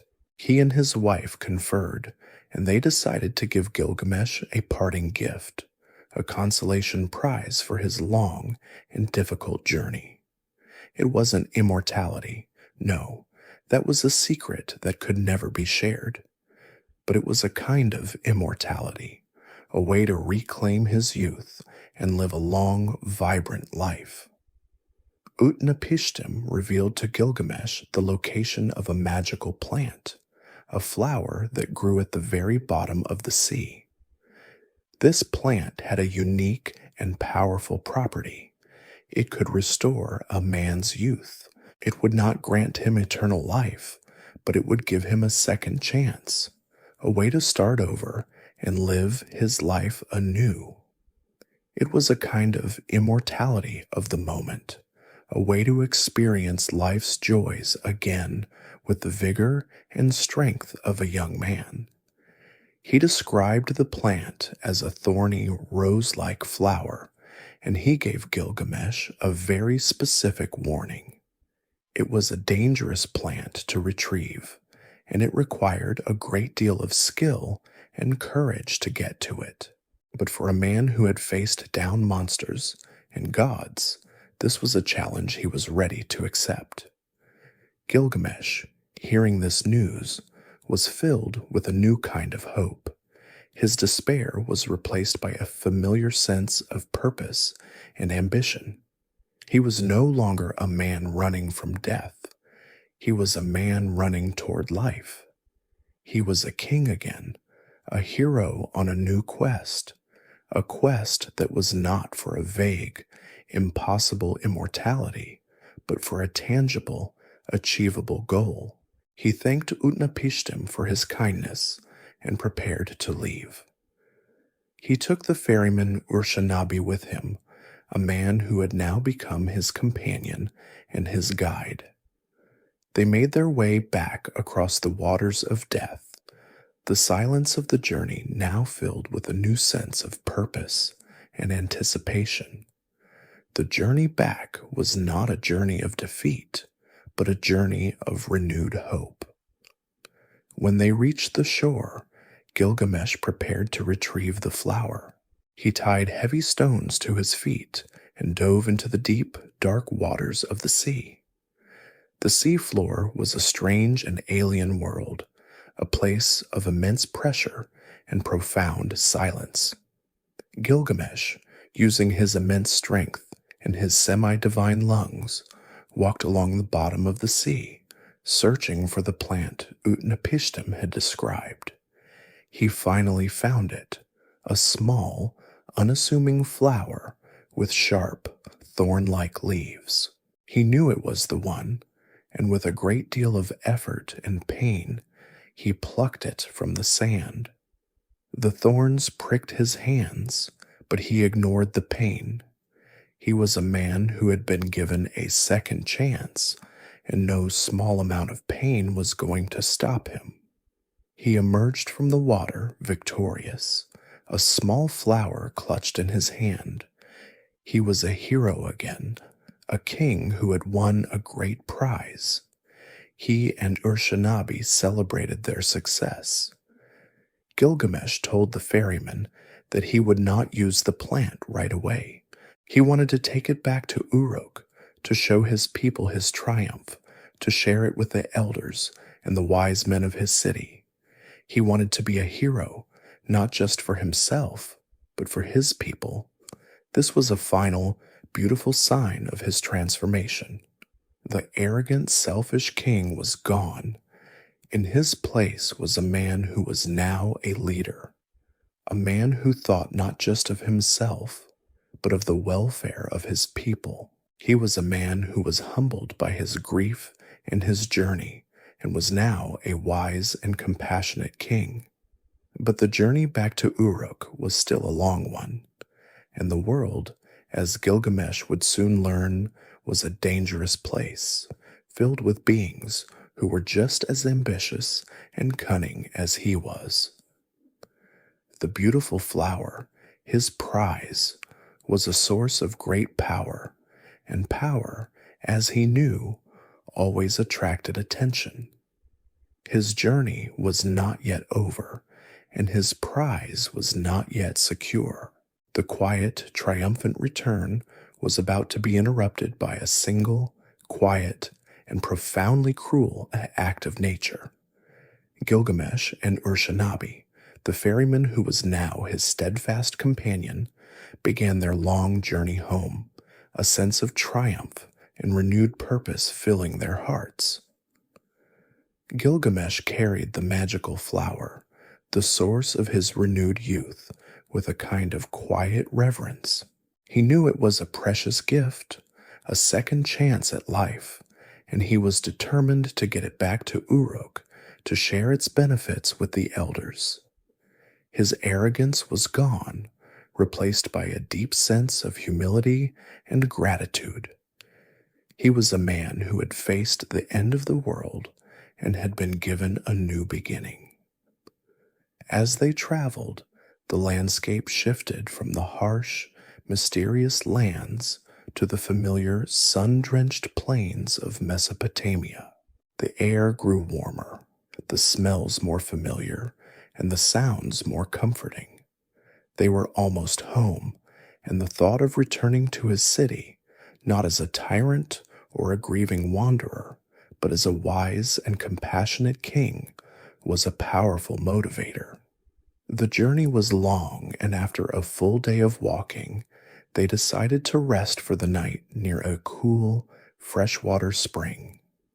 The spring was a beautiful, tranquil spot, a small oasis in the otherwise arid land. Gilgamesh, exhausted from his long journey and the emotional turmoil of his quest, decided to take a bath in the cool, refreshing water. He carefully set the magical flower on the ground, a small, unassuming thing, and went into the water. This was a moment of profound peace for him, a quiet moment of cleansing and renewal after his long and difficult journey.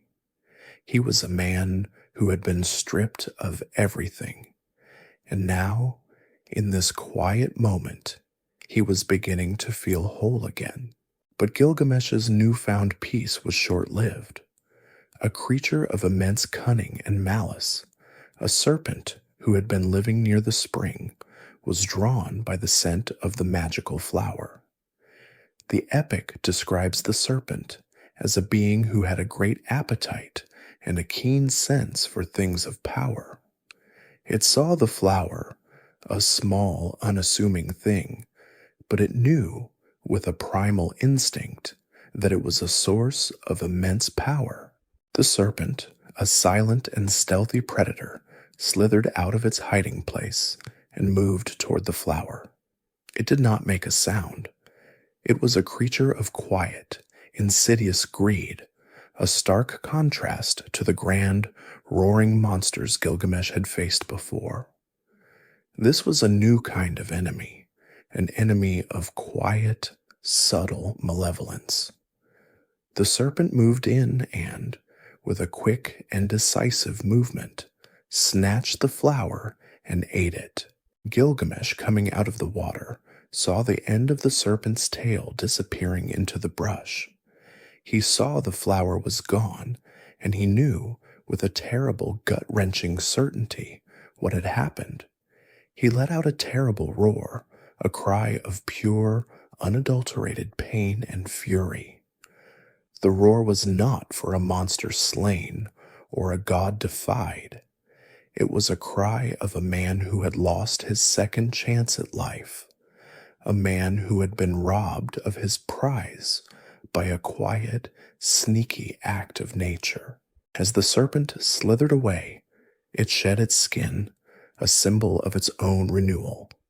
The serpent was now young again, and Gilgamesh was left with nothing but his old, weary body. This tragic twist is a powerful and heart-wrenching moment in the epic. It's a reminder that even when we think we have won, when we think we have achieved our goal, the world can, in a single quiet moment, take it all away. It's a testament to the fact that even the most powerful of heroes are still at the mercy of chance, of fate, of a simple, hungry serpent. Gilgamesh, a man who had once been a tyrant, was now a man who had been humbled by a simple act of nature.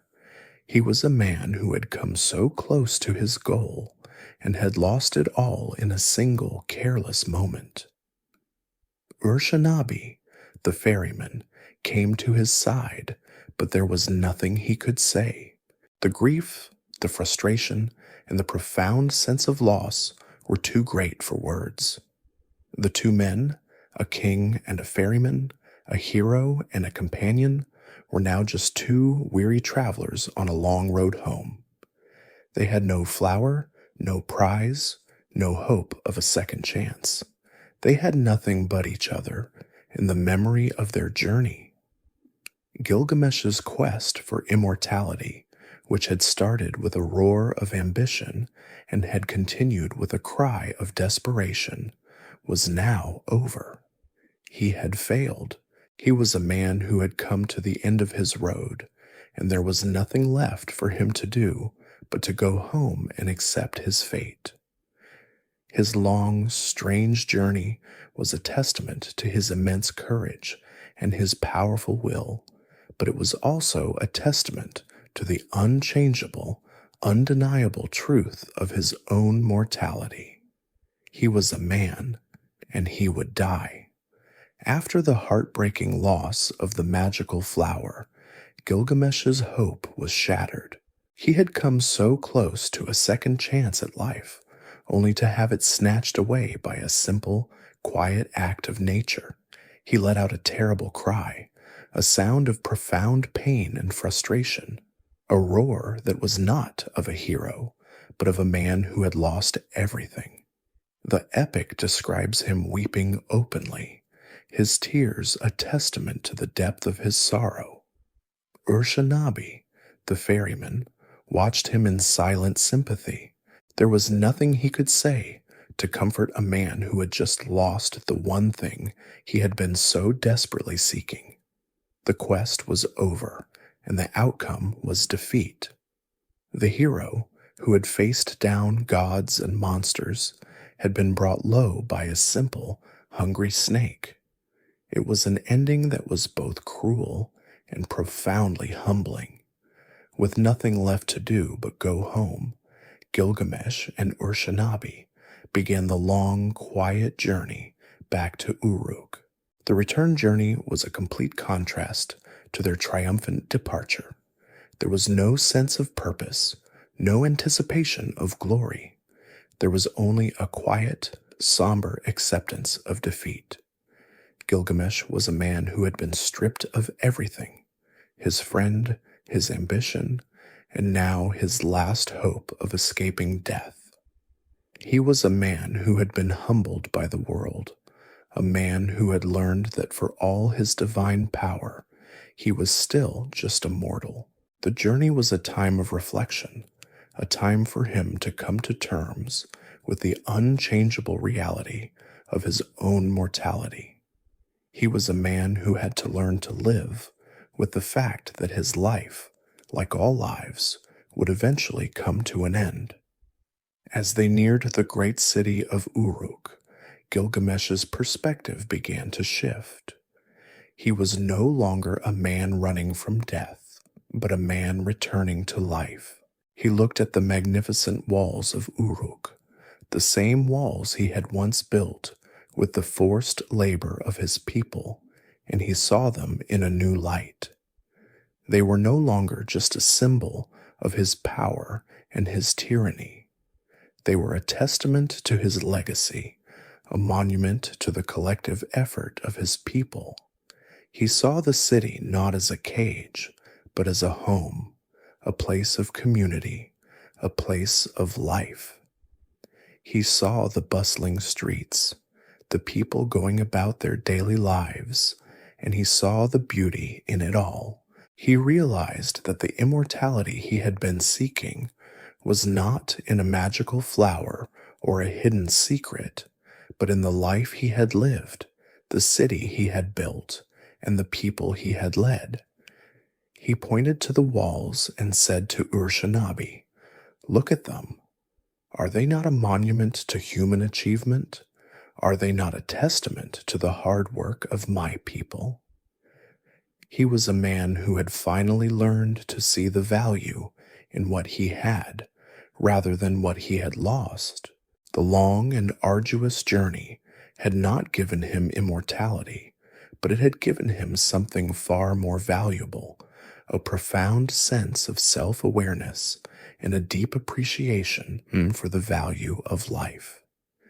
He had come to understand that his legacy was not about defeating death, but about living a life that was worth remembering.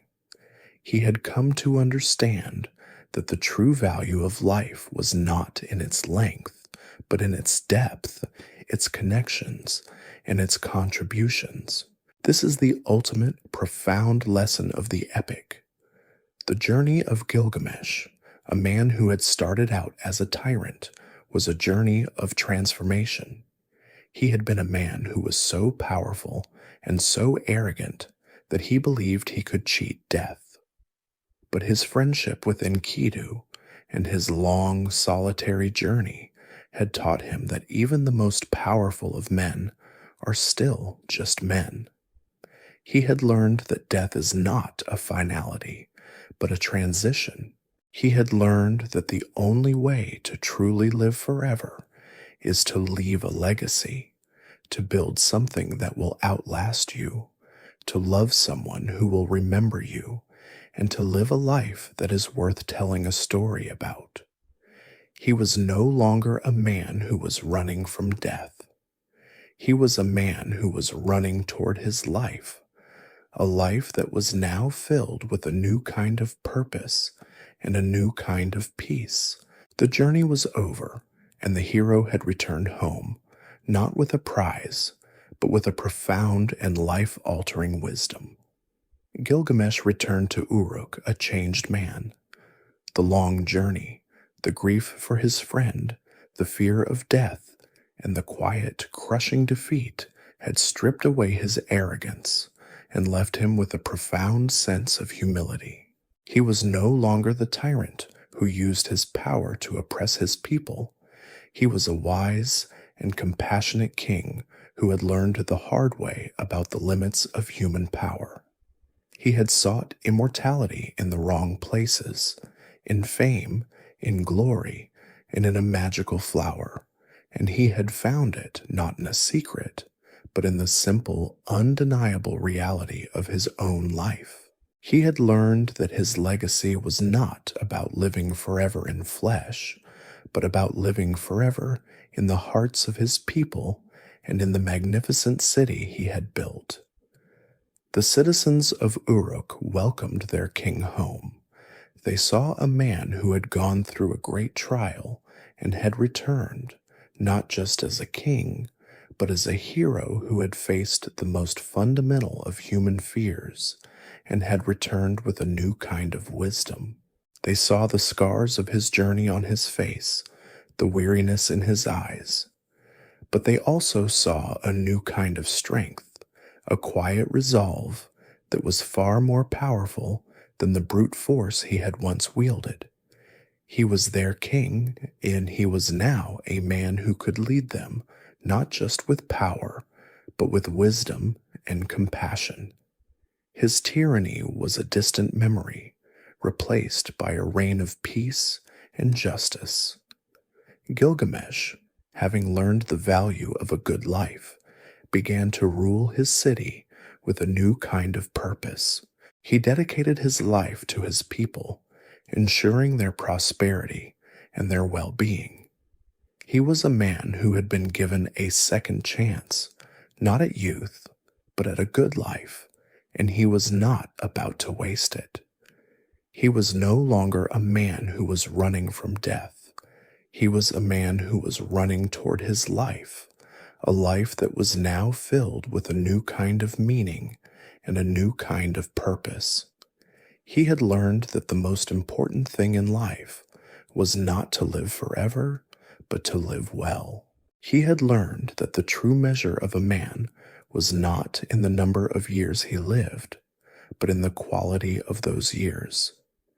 He was a king who was now a servant to his people, a man who understood that his power was not for his own gratification, but for the good of his city. He had built the walls of Uruk, a monument to his own ego, and now he saw them as a monument to the hard work and resilience of his people. He was a man who had come full circle, a man who had started as a tyrant and had ended as a true king. His journey was a beautiful and tragic testament to the power of human transformation, a story of a man who had to lose everything to find what was truly important. The great epic, which had started with a story of a tyrannical king, was now a story of a wise and compassionate leader. It was a story of a man who had learned the ultimate lesson that all men die, but a good life and a good legacy can last forever. And so, Gilgamesh ruled his city for many more years, a wise and just king. He was a man who was no longer afraid of death. He was a man who had come to terms with his own mortality, and he had found a kind of peace that was far more profound than any magic flower could have given him. He was a man who had found his place in the world, not as a god among men, but as a man among men, a man who was revered not just for his power, but for his wisdom and his compassion. His story, the first great epic, was a testament to the power of friendship, the danger of hubris, and the profound and life-altering journey of a man who had to face his greatest fear to find his greatest strength. Gilgamesh's return to Uruk was the culmination of a long and difficult journey, but it was not the end of his life. He returned a changed man, a king who had found a new purpose in his reign. He had learned that his greatness was not in his ability to defy death, but in his capacity to embrace life, to serve his people, and to build a legacy that would last long after he was gone. He ruled Uruk for many more years, a wise and just king, and his story, the story of his transformation, was told and retold for generations. He was a man who had faced his greatest fear and had come out on the other side, not with a magical flower, but with a profound and life-altering wisdom. He was a king who was no longer just a king. He was a legend, a symbol of human resilience and the enduring power of a good life. He was a man who had been obsessed with immortality, but he had found it in a different way. The epic ends by celebrating Gilgamesh's legacy, the magnificent walls of Uruk. The story begins by praising the walls, and it ends by returning to them, a beautiful and poignant bookend to the hero's journey. Gilgamesh, the man who had once seen the walls as a symbol of his own power, now saw them as a symbol of his legacy, a testament to his people, and a monument to the life he had lived. He had learned that the most important thing in life was not to live forever, but to build something that would last forever. The walls of Uruk were a testament to his reign, a symbol of his love for his people, and a quiet, enduring reminder of the king who had once been a tyrant and had become a hero. This is the central philosophical shift of the entire epic, the point where the pursuit of endless life gives way to the pursuit of a meaningful one. He was a man who had come to terms with the fact that his time on earth was limited. He was a man who had learned that death was not an enemy to be defeated, but a fundamental and unchangeable part of the human condition. He had learned that the most important thing in life was not to avoid death, but to live a life that was worth living. He was a man who had found his place in the world, not as a god among men, but as a man among men, a man who was revered not just for his power, but for his wisdom and his compassion. His story, the first great epic, was a testament to the power of friendship, the danger of hubris, and the profound and life-altering journey of a man who had to face his greatest fear to find his greatest strength.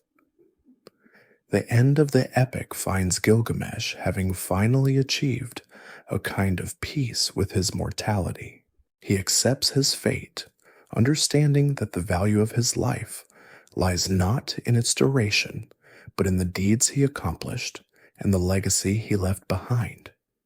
His journey from a selfish tyrant to a wise and compassionate ruler is a timeless tale of personal growth.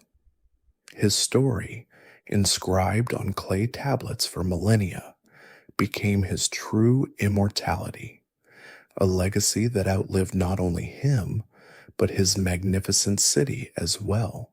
The very act of the story being written down and preserved is a meta-commentary on the theme of legacy. The story itself is the enduring testament to his life. This quiet, final acceptance of his fate is what makes Gilgamesh such a powerful and relatable character. He is not a god who can simply defy death. He is a man, albeit a semi-divine one, who has to grapple with the same fears and questions that all humans face. His journey is a mirror of our own, a journey to find meaning in a world where life is fleeting and death is an inevitability. The epic, which started with a tyrant's arrogance, ends with a hero's quiet wisdom, a beautiful and profound conclusion to the oldest story ever told. The end of the story is not a climax or a grand finale, but a quiet, peaceful resolution, a testament to the fact that sometimes the greatest victory is simply coming home and living a good life.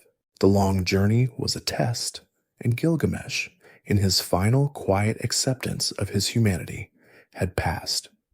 Gilgamesh's story, as it was written down and as it has been passed down through the ages, is not just a tale of a hero's journey. It is also a story of a profound and enduring legacy. His magnificent city, Uruk, with its great walls of baked brick, was a testament to his reign, a physical manifestation of his power and his people's labor. But the true legacy of Gilgamesh was not in the bricks and mortar of his city, but in the story of his life. The epic itself, inscribed on clay tablets in cuneiform script, became his true immortality, a legacy that outlived not only him, but his city as well.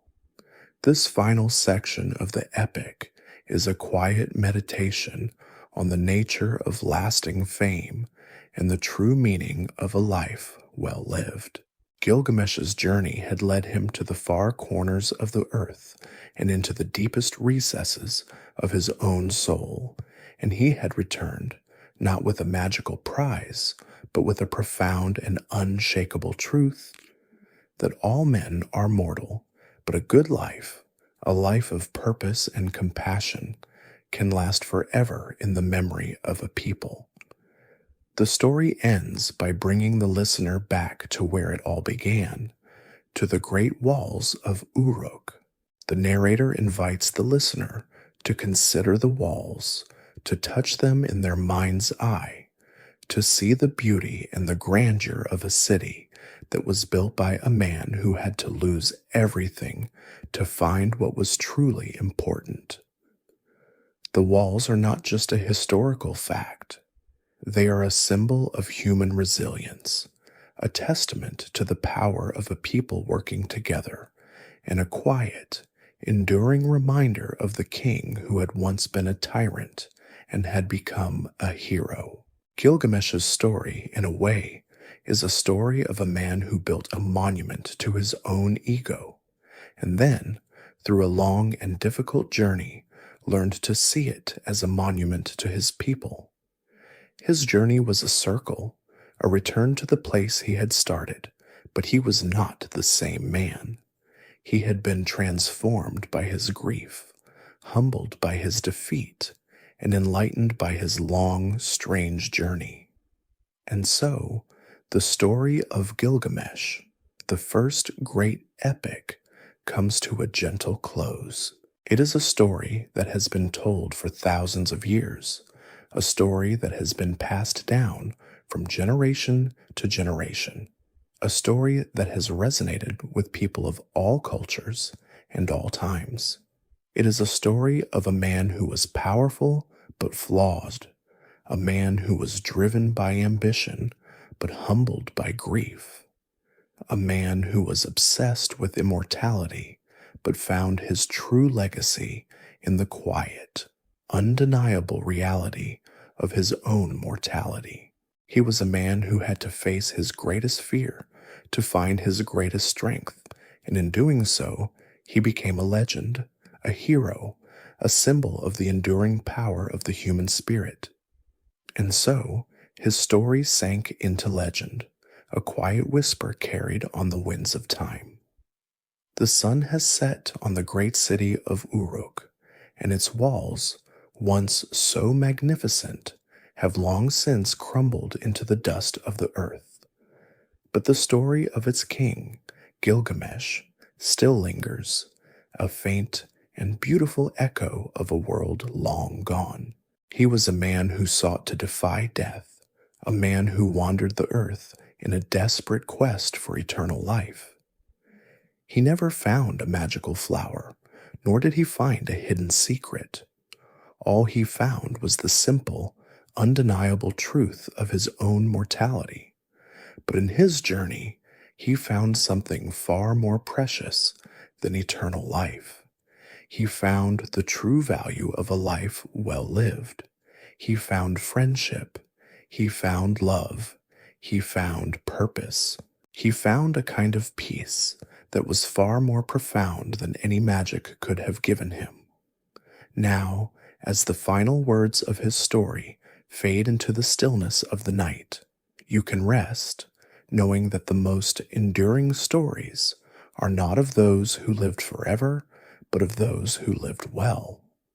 The world is a vast and ancient place, filled with the ghosts of forgotten kings and the echoes of ancient tales. You are safe here, listening to the quiet murmur of history.